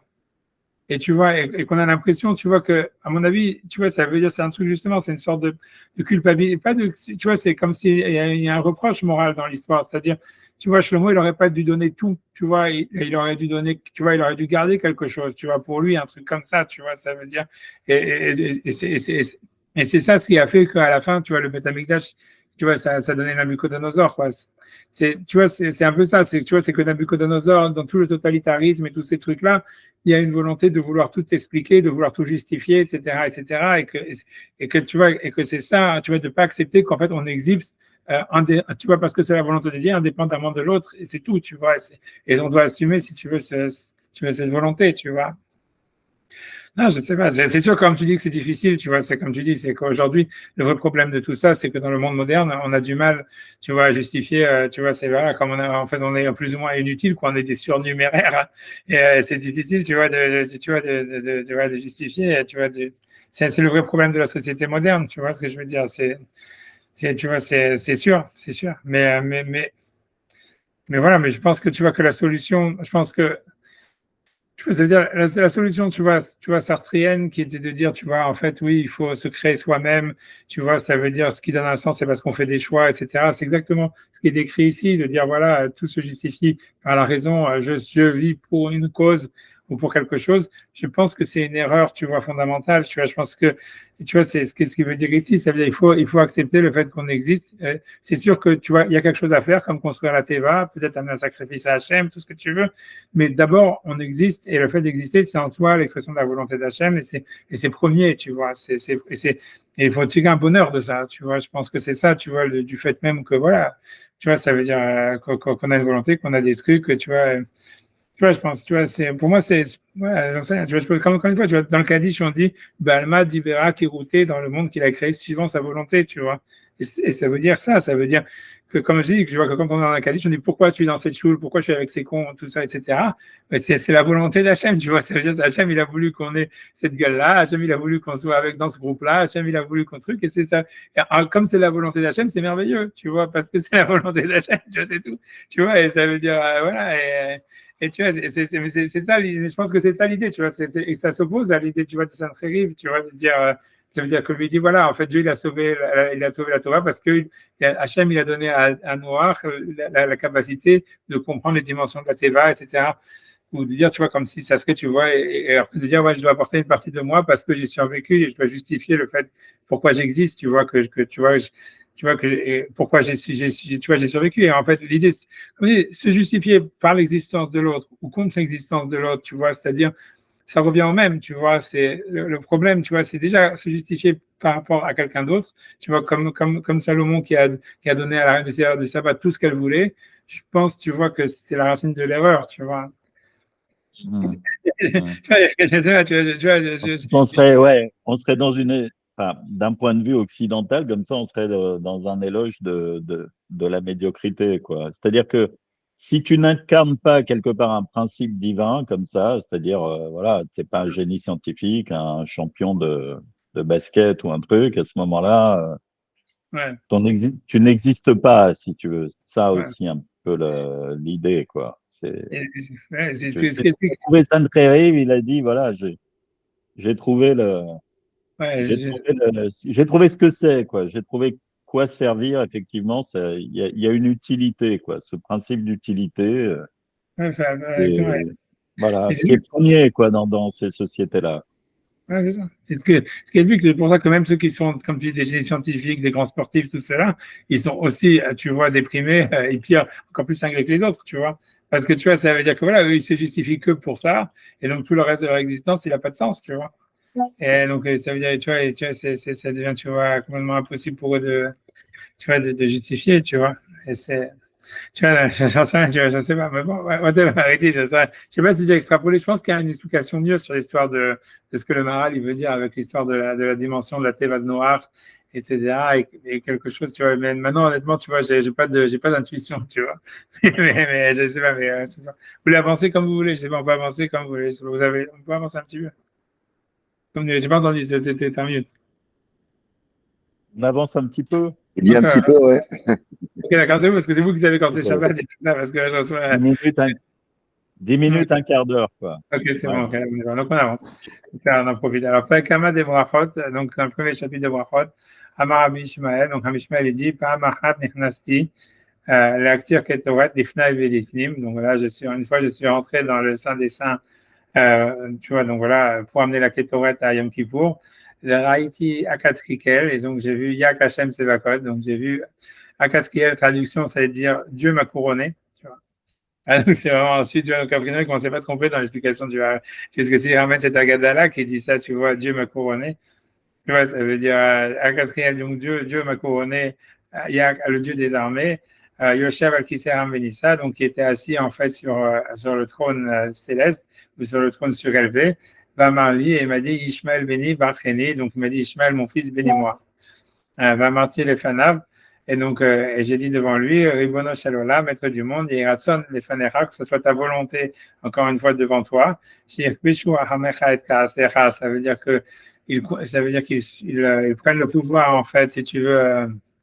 Ça veut dire ça veut dire ça veut dire ta magnanimité, elles prennent le pouvoir sur ta colère, tu vois. Vetidnaheg imbanecha bemidat harachamim, et que tu te conduises avec tes enfants dans la tribu de magnanimité. Mais ikanes lahem ifni mishurat adin, et que voilà, et que tu te conduises avec eux au-dessus de la ligne de la loi, tu vois. Tu vois, encore une fois, on voit bien que c'est ça l'idée, tu vois, c'est la loi, la raison. Le din, ça veut dire raison, ça veut dire loi, ça veut dire tout ça. Et donc, Venena Liberocho, et ça veut dire il a bougé sa tête, ça veut dire il était d'accord avec sa tête, tu vois, comme s'il voulait dire Amen, tu vois. Amen Kamash Malan, ça veut dire qu'est-ce que ça vient nous apprendre? Birkat Idiot, Alti Kala Benecha. C'est que la bénédiction d'un homme idiot, ça veut dire d'un homme, voilà, idiot, je ne sais pas comment traduire, tu vois, c'est pas le mot idiot en français, il vient de là, tu vois, ça veut dire d'un homme, on va dire, mais à la base, tu vois, ça veut dire, ouais, mais ça veut dire a priori commun, ça veut dire médiocre, commun, voilà, lambda. Tu vois, Alti Kala Benecha, qu'elle ne soit pas légère à tes yeux, puisque Akadosh Baruch Hu, il était content de recevoir la beracha de Rabbi Ishmael Cohen Gadol. Voilà, il a dit Amen, quoi. Et, Donc voilà, donc ça te montre toute cette histoire-là. Donc c'est sûr que bon, ce passage de la Gemara, il est hyper super conflictuel, super difficile. Et voilà, et parce que tu vois, qu'est-ce que ça veut dire que Hachem, il a besoin de la bénédiction d'un homme, mais d'un autre côté, on voit bien qu'en réalité, toutes les brachot que nous on fait toute la journée, c'est des brachot, on bénit Hachem, etc. Tu vois. Et donc tu vois, tu vois, c'est compliqué, tu vois. Donc le sens, tu vois, ça veut dire le sens littéral à chaque fois, ça va de dire que, encore une fois, c'est comme l'histoire de la Teva de Noach ou comme les mitzvot, ça veut dire en fait, Hachem, d'une certaine manière, il a besoin de notre action pour en fait intervenir dans le monde et se dévoiler justement dans la Midat HaRachamim, dans la Midat HaRatzon, et que l'homme, si tu veux, il a un impact sur ça. Tu vois, ça serait comme si, tu vois, tu vois, c'est comme si jamais il y a voilà, c'est comme, tu vois, c'est comme si Dieu, en fait, normalement, il accepte, normalement, sa relation normale avec l'univers, c'est une relation de din, c'est une relation de causalité, et l'homme, en fait, il va introduire la magnanimité, tu vois, que ce soit avec les autres, que ce soit par ses actions avec Hachem, etc. Mais donc, et il amène l'idée encore de volonté, tu vois, de Yehi Ratzon, soit la volonté. Donc, tu vois, comme si ça ne serait pas simplement, tu vois, le monde, il existe par une causalité, tu vois, irréversible, etc., mais qu'il y aurait une volonté, qu'il y aurait de la magnanimité, mais que ça vient de l'homme, tu vois. Tu vois, Dieu, il a besoin de la bénédiction de l'homme pour que ça arrive. Alors, tu vois, ça veut pas dire, tu vois, ça veut pas dire, encore une fois, tu vois, c'est l'homme qui fait, mais ça veut dire, en tout cas, c'est Hachem, il fait à travers l'homme, et il a besoin de la bracha, quoi. C'est comme si, en réalité, c'est pas naturel. Ça veut dire, normalement, si tu vois, ouais, vas-y. Et quand les enfants vont à l'école, la première paracha ils ont appris, c'est sur Noah. Et c'était une signification peut-être que on commence par Noah. Je me suis posé la question, et maintenant, au vu de de ces discussions, je me dis que c'est la base même de montrer que Akadosh Baruch Hu est à la source de tout ce qu'on fait pour nous sauver. Comme pour le quotidien, pas pour manger, même pour dormir, même pour se garder. C'est ça en fait. On enveloppe l'enfant qui a 4, 5 ans d'emblée on le malaxe avec la présence d'Akadosh Baruch Hu. Un ami, je pense, c'est possible. Je pense aussi, tu vois, si tu veux psychanalyser, tu peux dire même plus. Tu vois que peut-être que l'enfant, il sait qu'il est sorti du ventre de sa mère et c'est un peu comme Noir qui est sorti de la Teva, tu vois. Je pense que tu vois je pense que, alors, je pense que tu vois qu'il y a un peu, tu vois, je pense qu'il y a. Ça aussi, l'un n'empêche pas l'autre. Et que c'est la mère qui crée l'enfant, et que c'est Akadosh Baruch Hu qui crée la mère, etc. Et la mère, bon, on parle pas de la mère la flotte, mais on parle de la mère. Voilà, non, c'est possible, j'entends rien. Non, c'est tout ce que tu dis, c'est vrai, tu vois, c'est sûr. C'est surtout, je pense que voilà, que l'idée, c'est de sentir qu'on est sauvé, qu'on est élu, tu vois, peut-être aussi pour l'enfant, c'est important. Aussi, bien sûr, bien sûr. Ouais, ça veut dire, ouais, que tu vois, c'est que voilà, Élu, mais c'est facile d'être élu parmi tous les peuples qui sont des sauvages. Oui, c'est vrai. C'est clair. On aurait préféré avoir des gens beaucoup plus éminents, hein. Au moins, on est élu parmi les éminents, c'est quand même un peu mieux. Mais quand tu as des sauvages qui viennent, qui massacrent, qui tuent, qui font la bombe, là, et qui ne pensent à rien, qu'est-ce que vous voulez? Bon, on est élu, forcément, on est élu. Ouais, là, je sais, il y a beaucoup de choses, tu vois, je pense. Peut-être, tu vois, il y a plein, je sais pas, ouais, je sais pas. Il y a aussi peut-être, tu vois, l'idée de, tu vois, ça part, mais l'idée, c'est sûr qu'à part tout ça, c'est comme tu dis, c'est que la Teva, elle t'apprend aussi à créer un environnement dans lequel tu es protégé, tu vois. Et Bien sûr. ça veut dire, en fait, voilà, que tu peux avoir le déluge autour de toi et, en fait, crée-toi une boîte dans laquelle tu peux vivre, tu vois. Exact. Qu'est-ce Qu'est-ce qui se passe autour? Eh bien, voilà. Ouais. Voilà. Ouais, mais c'est possible qu'en fait, tu vois, tous les enfants, c'est peut-être, tu vois, ce que tu peux dire peut-être à l'enfance en réalité. Ça veut dire, un enfant, c'est quoi? Il se fait un monde de rêve dans lequel, tu vois, il se fait une teva, dans lequel, tu vois, Hachem, il le sauve de tout ce qu'il y a autour, tu vois. Ça veut dire, il est impuissant d'une certaine manière. C'est-à-dire, l'enfance, elle est vécue comme une sorte, tu vois, c'est ce que tu as parlé. Je te dis, tu vois, elle est vécue comme quelque chose, tu vois, où tu vois autour de toi les grands, le machin, le truc bidule, tu vois, t'es complètement, tu vois, tu vois le déluge autour de toi et tu vois là, ok, construis-toi une maison, construis-toi un monde de rêve, un monde où tu es protégé. Et dans ce monde-là, tu vas pouvoir passer le déluge et puis après, tu sortiras, quoi, peut-être ça. Ouais. Bon. Ça, c'est rien. Non. Je sais que c'est Shabbat Shalom bientôt pour vous, c'est pour ça, mais j'avance, tu vois, voilà, mais en tous les cas, voilà. Mais on peut avancer, hein. Voilà, donc on avance. Donc en tous les cas, donc cette histoire-là de la bénédiction d'Hachem, ça veut dire a priori que, tu vois, ça veut dire grosso modo que l'action de l'homme, Hachem, il a besoin de l'action de l'homme pour intervenir dans le monde. Ça veut dire le monde, il pourrait exister en réalité sans l'action de l'homme. L'homme, il est créé à la fin du monde. Les lois de la nature existent, etc. Le monde pourrait exister d'une manière mécanique sans l'homme. Mais en fait, le rôle de l'homme qui est créé à la fin, c'est de, justement, encore une fois, c'est de faire un mouvement retour, et que dans ce mouvement retour, le monde existe différemment de ce qu'il aurait existé sans l'homme, quoi.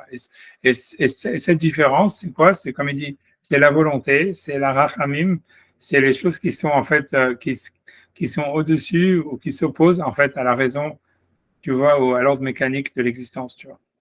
Ça veut dire, tu vois, c'est ça ce que ça veut dire, tu vois, c'est ça a priori le sens. Et grosso modo, quand on dit c'est Hachem a couronné, ça veut dire que c'est ça ce que Dieu il veut, tu vois. Ça veut dire, Dieu il n'attend pas de l'homme que, en fait, il fasse que le monde il subsiste, comme s'il y avait une mécanique et que l'homme il est là uniquement pour que la mécanique elle fonctionne. C'est en fait, il attend que l'homme il change ça veut dire par la rachamim, tu vois, par la magnanimité, par tout ça, par la volonté, par tout ça, par cette volonté tu vois, de retrouver une relation, on va dire. Tu vois, si tu veux, tu vois, j'ai pas transcendante, mais ici on voit bien que c'est émotionnel, tu vois, avec le divin et avec l'autre et avec le monde.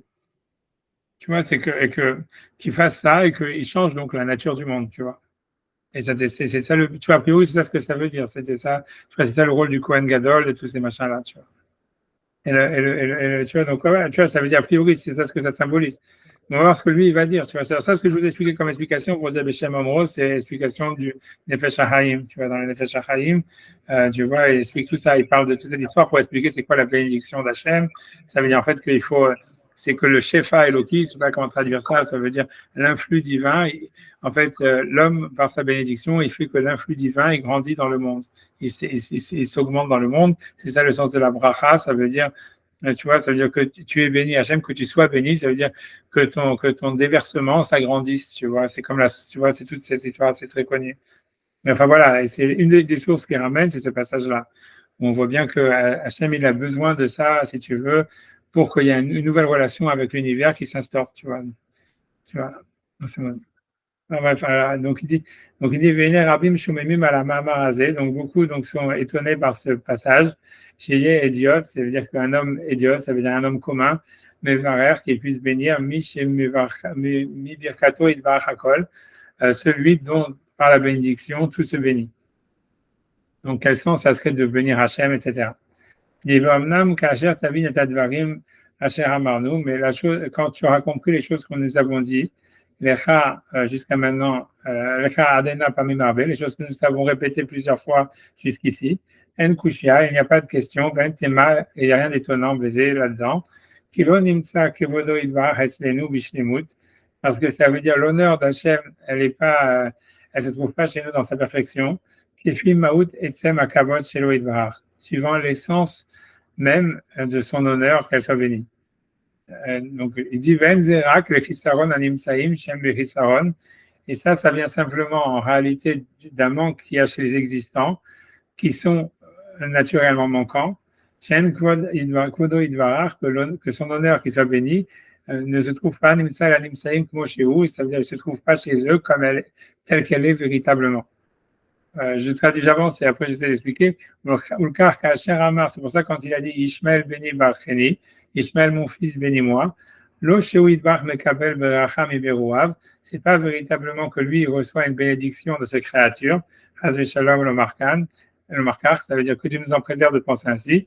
Cette chose-là, la chose est ainsi, que c'est par la bénédiction qu'on fait. Yehu idvar nemsa et la nemsaim, il peut se trouver, il peut se retrouver vers les choses qui existent, ses enfants, Banav, Bemidat Abracha, dans la tribu de la bénédiction. Et c'est quoi la bénédiction? C'est qu'il va pas se conduire avec ses enfants Bemidat Adin par la tribu de la rigueur, de la justice, de la raison, on peut dire même aussi, tu vois, Valodin Hu, ça veut dire quand la Gemara dit n'est pas logique, Din, ça veut dire aussi logique. Il va rentrer avec eux au-delà de la loi du jugement, de la loi de la logique. D'abord, Zenikra Beracha, et c'est ça ce qui appelle la bénédiction, qui kol bracha ou tosefet veribou yoter miniashi ou amugbal, parce qu'en fait, chaque bracha, en fait, c'est un rajout et une multiplication plus que la mesure qui avait été en fait délimitée. Shen bracha shen noten lo mashiut sorchav bilvad. Ça veut dire la bénédiction, c'est on va pas te donner simplement ce que tu as besoin. Ki lo haya ze bracha mashiut noten lo sorchav. Parce que c'est pas véritablement une bénédiction le fait qu'on lui donne ce dont il a besoin. Aval inyan bracha, mais la bénédiction chez le tosefet, c'est qu'il a un rajout futz min hashiur par rapport au-dessus de ce que la mesure aurait donné. Donc, encore une fois, toute cette histoire-là, c'est la volonté d'Hachem, c'est avoir plus que ce qu'on a besoin. Encore une fois, c'est le surplus, etc. Et ça, c'est la bracha qui explique, tu vois, la volonté, tu vois, c'est pas simplement la nécessité. Ça s'oppose, tu vois, à la nécessité, et c'est ça ce qui veut dire, tu vois, maintenant. Ouais, tu vois, ça veut dire, ok, tu vois, l'idée, tu vois, ça veut dire, ok, ça veut dire, tu vois, ça veut dire, l'idée, ça veut dire, a priori, tu vois, le sens. J'essaie de voir. Okay. Ouais, j'avance jusqu'à la fin du paragraphe. Le fait c'est pour ça qu'il a dit Yehiratson, que ce soit ta volonté, que le marché midotav velo shiur, c'est-à-dire que ces attributs sont sans mesure, mukbal sans mesure, voilà défini, hachien yeknas imbanav, pour qu'il puisse rentrer avec ses enfants, l'ifni mishmuatadin, au-dessus de la ligne du jugement. Et à ce moment-là, donc Dieu se conduit dans l'attribut de la bénédiction. Chez Davar, chez Mosif la Asot, que c'est quelque chose qui rajoute sur ce qu'il a fait. Mais Davarze Bifrat Nikrat Beracha et Hachem Idbarach. Et ça, c'est appelé une bénédiction pour Hachem. Lo Mashiu Noten Shar Beracha. Parce qu'il donne plus un autre Beracha. Ça veut dire, ok. Qui Kasher Noten Sova Beracha, Shiu Beracha et la Mekabel. Parce que lorsqu'il donne la satiété et la bénédiction, qui est une bénédiction pour celui qui la reçoit, un davarze nikra bracha et Hachem idbarach. C'est pas considéré comme une bracha pour Dieu lui-même. Avec kasher bracha bemidotav be'atzmo, mais lorsque la bracha elle est sur les attributs d'Hachem lui-même, chez midotav, chez noeg et meouav, que ça veut dire les attributs avec lesquels en fait il se conduit avec ses créatures, em lifni mishon atadin, ça veut dire qu'elles aillent au-dessus en fait de la rigueur du jugement. Alors que donc ces attributs ils sont pas définis ni limités. D'abord zenikra bracha elav, ça s'appelle une bracha vers Dieu. Imken enzekushia ech nomar shuidbach mekabel bracha min adam. Donc c'est pour ça en fait qu'on ne peut pas dire que c'est une question comment est-ce qu'il reçoit une bénédiction de la part de l'homme. Shen mekabel davar min adam chas shalom, parce que c'est pas que vraiment Dieu reçoive quelque chose de l'homme, que Dieu nous en préserve. Comme si on disait que ça soit la volonté, chez Nimsa El Banav Bevracha, qu'il soit en fait, qu'il se trouve vers ses enfants à travers une Beracha. Amar Ishmael Beni Baracheni, c'est pour ça qu'il a dit Ishmael, mon fils, bénis-moi.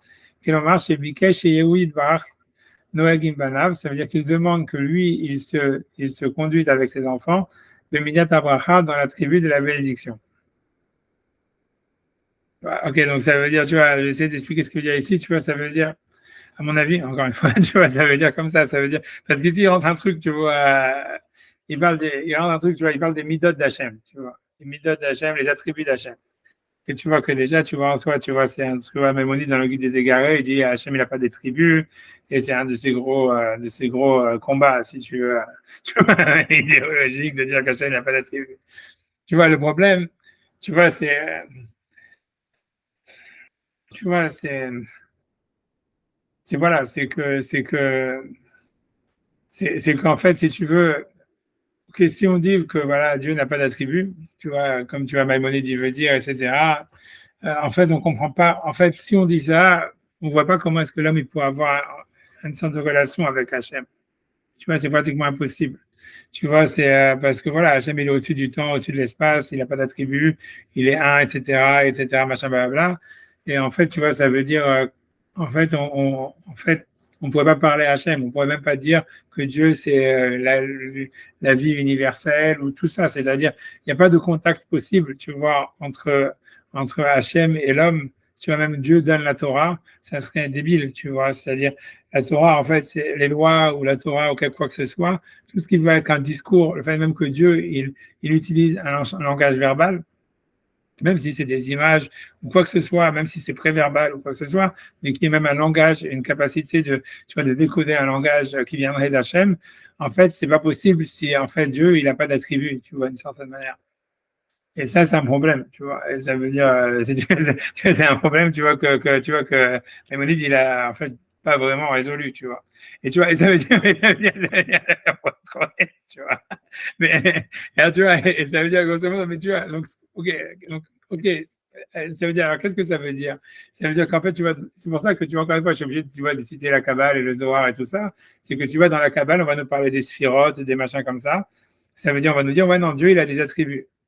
Et en fait, ça veut dire, alors, ok, alors, ce que ça veut dire, même Maïmonide, il est d'accord avec ça quand il parle sur ces passages, parce que là où il se pose la question, c'est sur les 13 noms d'Hachem, qu'on dit Hachem, El Rahum, Bechanoun, etc. Quand Moshe, en fait, il demande à voir la vision d'Hachem, et c'est un petit peu pour ceux d'Hachléchi, je ne sais pas si on peut arriver à faire mais tu vois, mais ça veut dire qu'il lui dit, voilà, regarde mes attributs, c'est comment est-ce que je me conduis avec le monde, tu vois, comment je me conduis avec l'univers. Et que c'est donc avoir des attributs de magnanimité, alors que c'est déjà discutable, tu vois. Mais alors, ok, alors qu'est-ce que ça veut dire, tu vois? Ça veut dire, pour expliquer ça en deux mots, ça voudrait dire, en fait, Hachem, c'est vrai que c'est pas ses attributs, ça veut dire il est au-dessus de ses attributs, il est inclus, ça veut dire il est plus inclusif que ses attributs. Ça veut dire, c'est l'idée, grosso modo, pour comprendre ce que ça veut dire que Dieu, il est un, a priori, ça veut dire qu'il est au-dessus, il inclut plus que tout ce qu'on peut penser qu'il est. C'est ça ce que ça veut dire, grosso modo, dans le langage de Ramam. Ça veut dire, tu vois, Hachem, il est un, ça voudrait dire, il est une unité qui inclut plus de choses que nous, on peut envisager. Tu vois, c'est ça ce que ça voudrait dire, tu vois. Et donc l'idée, mais ça veut dire, ok, mais il est au-dessus de ses attributs, si on veut, mais n'empêche qu'il se révèle dans le monde à travers les attributs. Ça veut dire que ce soit, tu vois, ça veut dire le fait même qu'il a créé le monde, le fait même, tu vois, tu vois, qu'il a la Torah, etc. C'est en fait, on voit bien que, tu vois, quand il se met en colère, ou quand il est magnanime, ou quand ci ou ça, en fait, tu vois, ça veut dire qu'il se manifeste dans le monde, à travers le monde de la matière et à travers l'humain, à travers les attributs. Et en fait, dire que Dieu n'est pas ses attributs, et dire que donc en fait, nous on est en relation avec ses attributs uniquement, par exemple avec la méthode de Rachamim ou des choses comme ça, en fait, ça serait de l'idolâtrie, tu vois. C'est pour ça qu'en fait, tu vois que quand Hachem il se révèle à travers les 13 attributs de miséricorde, tu vois, il y a un problème, tu vois. C'est-à-dire, ok, ça c'est comme ça qu'Hachem il se conduit dans le monde, mais c'est à travers ça qu'on a accès à lui. Donc ça veut dire que quoi? On fait la prière à des attributs d'Hachem et pas à l'unité d'Hachem, c'est la définition de l'idolâtrie. C'est pour ça, en fait, tu vois, comme Maïmonide, en fait, il est dans une impasse, tu vois, dans laquelle il rentre pas vraiment, tu vois. Et la réponse de tout ça, c'est ce qu'il faut dire, tu vois, oui, en fait, c'est vrai, c'est comme l'idée, faut dire, c'est comme la neshama avec le corps. Ça veut dire, en fait, que Hachem, la neshama, elle supporte le corps, c'est ça ce qui fait battre le cœur, on va dire, etc.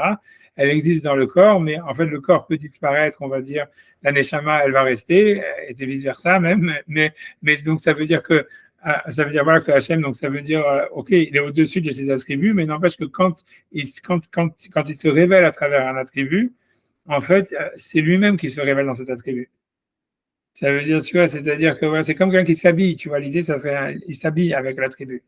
Donc ça veut dire, il s'habille avec l'attribut de Rachamim. Donc en fait, il a donc au moment où il fait du Rachamim, il fait un avec le Rachamim. Donc on peut s'adresser à Hachem à travers son attribut de Rachamim, si tu veux. C'est ça, tu vois, c'est ça ce qu'il veut dire, tu vois. Donc, ça, c'est déjà un point, tu vois, qu'il faut comprendre quand lui veut parler sur les midot d'Hachem. Ça veut dire, en fait, tu vois, c'est comme si, et lui, ce qu'il veut dire, c'est que chaque attribut en lui-même, à part ça, il est plus ou moins infini, quoi. C'est un truc aussi kabbalistique, tu vois. Ça veut dire qu'en fait, Hachem, il pourrait se révéler à travers l'attribut de magnanimité d'une manière infinie. Il peut se révéler à travers l'attribut de rigueur d'une manière infinie. Tu vois, ça veut dire, il y a une infinité ça veut dire, dans ces manières que Dieu a se révéler à travers ses midot, ça veut dire ses attributs, en fait, il y a une infinité. Maintenant, voilà. On va dire, ok, ça c'est number one, tu vois. Ça veut dire, maintenant, tu vois, alors, qu'est-ce que ça veut dire? Maintenant, reprenons à l'histoire de que lui, il parle, tu vois, de la bracha d'Hachem, qu'est-ce que ça veut dire, on bénit Hachem, etc.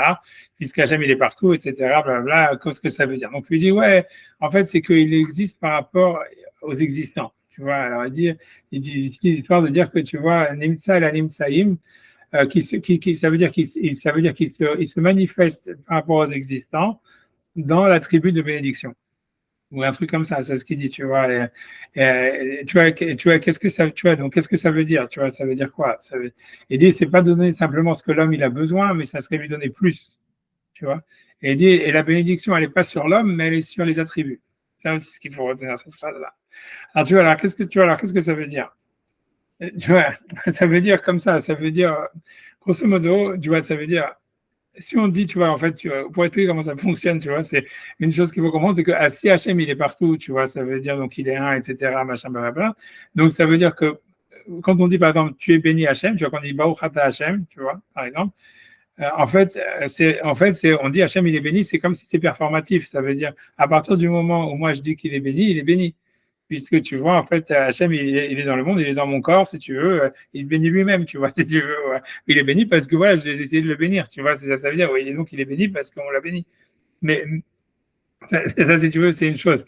Mais qu'est-ce que ça veut dire en réalité donc l'idée, c'est comme ça, c'est que pour expliquer encore, une idée comme ça, c'est quand tu regardes le Shemona Esrei, on va prendre, tu vois, par exemple, tu vois l'idée du Shemona Esrei, on comprend dans le Shemona Esrei comment ça fonctionne. Quand on fait le Shemona Esrei, on voit bien qu'à chaque fois, ou même les bénédictions du matin, en fait, on s'adresse à une sorte, tu vois, une sorte de concept. On dit, Atah Ronen Ladam Da'at, béni sois-tu Hachem qui donne l'intelligence, béni sois-tu Hachem qui est, tu vois, qui veut la teshuva, béni sois-tu Hachem qui pardonne, béni sois-tu Hachem qui bénit les années, béni sois-tu Hachem qui guérit les malades, béni sois-tu tout ça. Tu vois, pourquoi est-ce qu'on a choisi, tu vois ça? Ça veut dire, tu vois, tu veux dire, tu aurais dû dire, béni sois-tu Hachem qui crée l'univers, tu vois, ou qui réside dans l'univers, ou un truc comme ça. Tu vois, c'est quoi à chaque fois, tu vois, ça veut dire, quel est le sens de la bracha, tu vois. Donc lui, il va t'expliquer, tu vois, ça veut dire, c'est qu'en fait, chaque bracha, elle, en fait, elle est reliée à une mida. Ça veut dire à un attribut divin qui, lui, est infini, tu vois. C'est-à-dire qu'en fait, la manière dont Hachem, grosso modo, Hachem, il donne l'intelligence, en réalité, donc c'est une manière de se révéler au monde, si tu veux, mais en fait, au fond, cette manière de donner l'intelligence, au fond, elle est infinie. Ça veut dire, en fait, elle est beaucoup plus grande que ce que nous, on est capable de recevoir. Tu vois, ça veut dire, voilà. L'idée, c'est, tu vois, donc, quand on bénit Hachem en disant, béni sois-tu Hachem, tu vois, qui donne l'intelligence, ça voudrait dire, en fait, que ça veut dire en acceptant le fait de dire qu'en fait on est en fait irradié par quelque chose qui est infini, qui est plus haut que nous, qu'on ne peut pas recevoir entièrement, par le fait même qu'on dit c'est tout, béni sois-tu Hachem ou tu es béni toi Hachem qui donne l'intelligence, en fait d'une certaine manière on s'ouvre nous-mêmes vers l'infini et on est capable en fait de recevoir, tu vois, un aspect, tu vois, ça veut dire un aspect de, ça veut dire une plus grande partie de cet infini, de cet aspect infini de truc. Tu vois, tu vois, tu vois, c'est ça ce que, et donc en fait la bracha en réalité elle n'est pas orientée sur l'homme, tu vois, on dit pas béni soit Hachem qui me donne l'intelligence, ou même qui nous donne l'intelligence, mais qui donne l'intelligence. Tu vois, qui veut la teshuva. C'est des forces universelles qui bénissent les années. Tu vois, c'est pas qui nous bénit à nous, il bénit les années. Tu vois, qui rassemble les exilés d'Israël. C'est toujours à la troisième personne. C'est toujours, en fait, si tu veux, un concept abstrait qui est béni. Parce qu'en fait, si tu veux, si tu veux, c'est une ouverture vers l'infini, grosso modo. Ça veut dire bénir les attributs d'Hachem, c'est s'ouvrir vers un infini qui existe, on va dire, potentiellement dans le monde et qui est en fait, consciemment présent, tu vois. Et donc, en fait, ça serait ça l'idée de la bénédiction. C'est s'ouvrir à travers, ça veut dire à travers la conceptualisation des attributs d'Hachem, une porte vers l'infini et quelque chose, tu vois, qui nous sortirait de notre état présent. Ça veut dire, encore une fois, l'état présent, on peut toujours le regarder d'une manière, voilà ce qu'on a besoin, qu'est-ce qui est nécessaire, etc. Ce qui nous sort, en fait, de l'idée tu vois, tu vois, si tu veux, du concept de la nécessité, tu vois, tu vois, ça veut dire, voilà, de la nécessité mécanique. En fait, c'est une ouverture vers l'infini, voilà, et qui s'exprime à travers les attributs divins, tu vois, etc. Et donc, on demande à ce que, en fait, ces attributs-là, voilà, ils s'ouvrent vers nous et tu vois, qu'ils se révèlent, tu vois, ça veut dire qu'on ait une relation qui nous permette d'en recevoir plus. Hachem, il donne l'intelligence de toutes les manières. Ça veut dire c'est constant, le flux de donner l'intelligence il est constant, mais quand on dit béni sois-tu Hachem qui donne l'intelligence, ça veut dire en fait, ça veut dire que tu sois béni en reconnaissant Hachem, etc. C'est-à-dire que cet attribut infini de donner l'intelligence qui se révèle plus, tu vois, ou qui se révèle plus et qu'on ait une relation avec ça à un niveau supérieur. Et par le fait même qu'on reconnaît ça, d'une certaine manière, on est capable de recevoir, tu as plus d'intelligence. Et tu vois, la bracha, elle n'est pas quantitative, elle est qualitative. Tu vois, c'est le dévoilement de la présence d'Hachem qui est dedans, qui est béni. Mais les deux sont liés. Si tu veux, c'est ça l'histoire, c'est que pour qu'une vraie bracha, elle soit une bracha, tu vois, l'idée, c'est pas, je vais faire plein de fric, et c'est parce que tu vois bien plein de mecs qui font plein de fric, et ça se retourne contre eux, tu vois, un jour ou l'autre, tu vois. Mais ça veut dire, l'idée, c'est qu'il y a pour que ça soit un dévoilement de la volonté d'Hachem, tu vois, pour que ça soit une vraie bracha. Et ça veut dire donc la bénédiction qu'on demande, c'est que voilà, c'est de s'ouvrir sur cette bénédiction infinie qui est le dévoilement de la présence d'Hachem, qui est un dévoilement de la présence d'Hachem ou de la volonté d'Hachem à travers ce qu'on demande, à travers la bracha, quoi. Ça veut dire que ce soit une bracha de Teshuvah, une bracha de mais c'est à peu près ça. Voilà, c'est ça ce qu'il dit pour l'instant, tu vois, ça veut dire, tu vois, alors, je sais pas, est-ce que c'est mystique, est-ce que c'est pas mystique, j'en sais rien, tu vois, ça veut dire, voilà, mais c'est ce qu'on, tu vois, c'est ça, c'est, voilà, grosso modo, c'est ça le sens des brachot quand il est sur les midot, que la bracha, elle est sur la mida, qui est une ouverture vers l'infini, et l'idée, c'est qu'on s'ouvre, nous, vers ça, tu vois, c'est qu'on s'ouvre vers ce, qu'on s'ouvre, en fait, vers cette bracha. C'est ce qu'il dit dans son idée de Noten et Mekabel, qu'en fait, on peut que recevoir que ce qu'on peut recevoir. Et là, il demande à ce qu'on puisse, quelque part, recevoir plus malgré tout, quoi. Ouais, et qu'en fait, c'est ça. Et ça, c'est fait par le fait même qu'on reconnaît Hachem. Tu vois, mais ça commence en fait par notre corps, tu vois. C'est-à-dire, encore une fois, ça veut dire, on va dire la bracha avec notre bouche, etc., etc. Et cette bracha-là, en elle-même, d'une certaine manière, elle est performative et en fait, elle nous permet en fait d'être plus ouvert en fait à tu vois, cette révélation, tu vois, voilà, un truc comme ça. Tu vois, tu vois, voilà, c'est ça le point, tu vois, c'est ça ce qu'il veut dire, tu vois, maintenant, voilà, voilà, à travers ça, on a accès à la volonté d'Hachem, tu vois. C'est pour ça que, par exemple, tu vois, c'est-à-dire mais pour expliquer ça, si tu veux comprendre plus, tu vois, la bracha, ici, tu vois, Rabbi Ishmael, il fait pas une bracha, il dit un yirason, tu vois, ce qui est en ça, en soi, tu vois, une question, tu vois, c'est-à-dire, normalement, tu vois, Rabbi Ishmael aurait dû dire, Baruch ata Hachem, tu vois, puisqu'il dit Barcheni. Et il lui dit pas Baruch ata Hachem, il lui dit Yirason milefanecha, que ce soit la volonté devant toi, que ça et ça et ça. Tu vois que c'est, tu vois, tu vois, et c'est, tu vois, c'est en soi une question, mais ça veut dire, l'idée, tu vois, je pense que ce que la Gemara va expliquer, c'est que c'est comme ça que la bracha, elle permet en fait tu vois, de se connecter à la volonté d'Hachem, encore une fois, tu vois. C'est parce que si tu regardes, pour expliquer l'histoire, c'est qu'on peut expliquer, si on veut aller un peu plus loin, pas aller tellement plus, mais c'est quand tu regardes comment la bracha, elle est faite, en fait, c'est vrai qu'elle s'adresse à un concept, on dit Borat Hashem Chonen Adat, tu vois, ou Borat Hashem Arotse Bichuva, ou Mevarach Hashanim, tu vois que la fin de la bracha, elle est toujours à la troisième personne. Parce qu'elle est adressée, en fait, tu vois, un concept infini, tu vois, qui bénit les années, etc. Mais elle commence toujours à la deuxième personne, qui est Baruch Ata Hashem, béni sois-tu Hashem, comme si tu le vois en face de toi, tu vois, que tu t'adresses à quelqu'un que tu vois. Et en fait, tout ça, l'idée, c'est justement, c'est que la bracha dont il est question, c'est en fait, si tu veux, c'est de lier, ça veut dire, parce qu'en fait, j'ai lié en fait l'idée que le monde visible, tu vois, avec le monde invisible, si tu veux, le monde matériel, le monde spirituel, dans le sens qu'il y a un dévoilement. Si béni sois-tu Hachem, ça veut dire toi, c'est le Dieu visible que je vois, tu vois, qui est Chonen Adat, tu vois, c'est un sens de la bracha, mais en même temps, donc ça veut dire tu es béni toi Hachem. La première partie de la bracha, elle est à prendre dans le sens d'une reconnaissance, tu vois, ça veut dire, tu bénis toi Hachem, tu vois, Azan et Takol, mais la fin de la bracha qui, par exemple, dit Azan et Takol, elle est à prendre comme, ça veut dire comme, je reconnais en fait, si tu veux, la révélation d'Hachem dans la matière qui est limitée, qui paraît limitée en tous les cas dans la matière, alors qu'en fait, elle est infinie, tu vois, et qu'en fait, l'idée, c'est que par la reconnaissance qu'on a de Dieu dans le monde fini, on demande une ouverture vers l'attribut d'Hachem qui se révèle en fait et qui est en lui-même infini. Et en soi, on fait descendre la bracha. En ça, on fait descendre la bracha, tu vois. Ça veut dire, on fait rentrer, tu vois, puisque toute l'histoire de la bracha de la tefila, d'une manière toujours générale, encore une fois, tu vois, l'histoire, c'est de dire Hachem ou Elohim, ce qu'on dit à Yom Kippour. Ça veut dire Hachem, ça veut dire c'est le Dieu Yudke Vavke qu'il y a dans la paracha, on va faire un lien avec, tu vois, avec la paracha, où tu vois, c'est toujours, il y a marqué Elohim jusqu'à maintenant, jusqu'à ce que finalement, dans le buisson ardent, il dit Eya Sheaye, il y a le Shem Yudke Vavke qui rentre en jeu. Et tu vois que voilà, que ça veut dire qu'en fait, tu vois, ça veut dire que Yudke Vavke, c'est, si tu veux, c'est la partie invisible, tu vois, d'Hachem, on va dire, c'est ce que nous, on n'est pas capable. Tu vois, ça serait le monde de la spiritualité, le monde invisible, tu vois, le Shefa Eloki, qui en réalité, il fait un avec le monde de la matière, mais nous, on le voit comme deux choses. Et par la prière, par la bracha, en fait, on essaye d'unifier les deux, tu vois, ça veut dire d'unifier les deux en faisant descendre, en fait, tu vois, la partie spirituelle infinie dans le fini, tu vois, et c'est ça la bracha, si tu veux, c'est ça ce qu'il veut dire, tu vois, je sais pas si c'est clair, je sais pas si mais c'est ça, voilà, c'est ça, mais c'est ça dont il est question. C'est pour ça qu'il dit la bracha, elle est sur la mida, elle est sur, en fait, sur, voilà, C'est pour ça, tu vois, par exemple, quand tu vas dans le Nefesh HaChaim, tu vois, à chaque fois, lui dit que quand on finit la bracha, quand on dit par exemple Achronen Hadat, il faut pas, tu vois, ou que ce soit Mevarach Hashanim ou Azon et Takol, tu vois, il faut pas avoir l'intention sur un truc spécifique en disant qui m'a nourri, par exemple, quand tu fais Birkat Amazon, tu dis bon, Chata Hashem, Azon et Takol, béni soit-il Dieu qui nourrit l'univers ou qui nourrit le col. Tu vois, il dit le Nefesh HaChaim, il dit plus ou moins, il faut pas avoir l'intention de dire voilà, je remercie Hashem pour le repas qu'il m'a donné. Non, tu vois, tu dois dire, le début de la bracha, c'est béni sois-tu Hachem, c'est sur le repas que j'ai mangé, mais Hazan et Takol, c'est faire rentrer ça dans le concept infini de celui qui nourrit l'univers.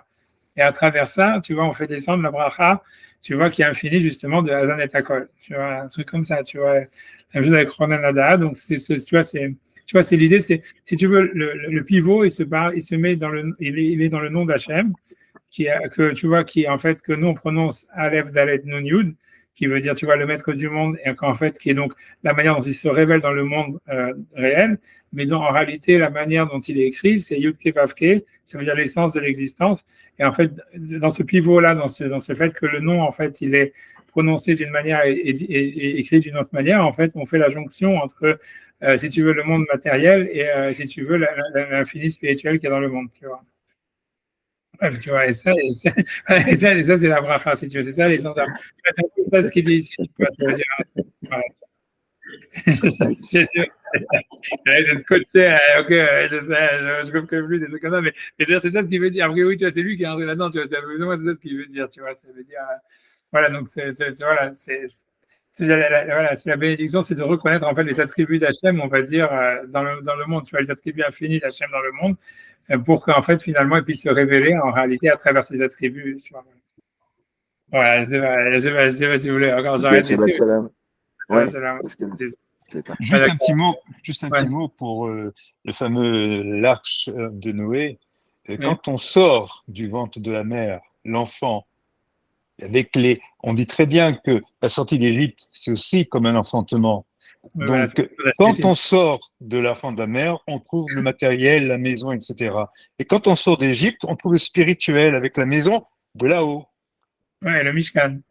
Ouais, ça veut dire avec la construction du Mishkan, etc. Que oui, ça veut dire on reconstruit la maison, mais encore une fois lié à l'infini, tu vois, c'est l'histoire. Parce que la finale de la sortie d'Égypte, c'est construire le Mishkan. Ce que Nachmanide dit dans l'introduction du livre de Shemot, c'est pour ça que tous les livres de Shemot, ils se terminent. La libération, c'est quand on construit le Mishkan, donc on reconstruit une maison.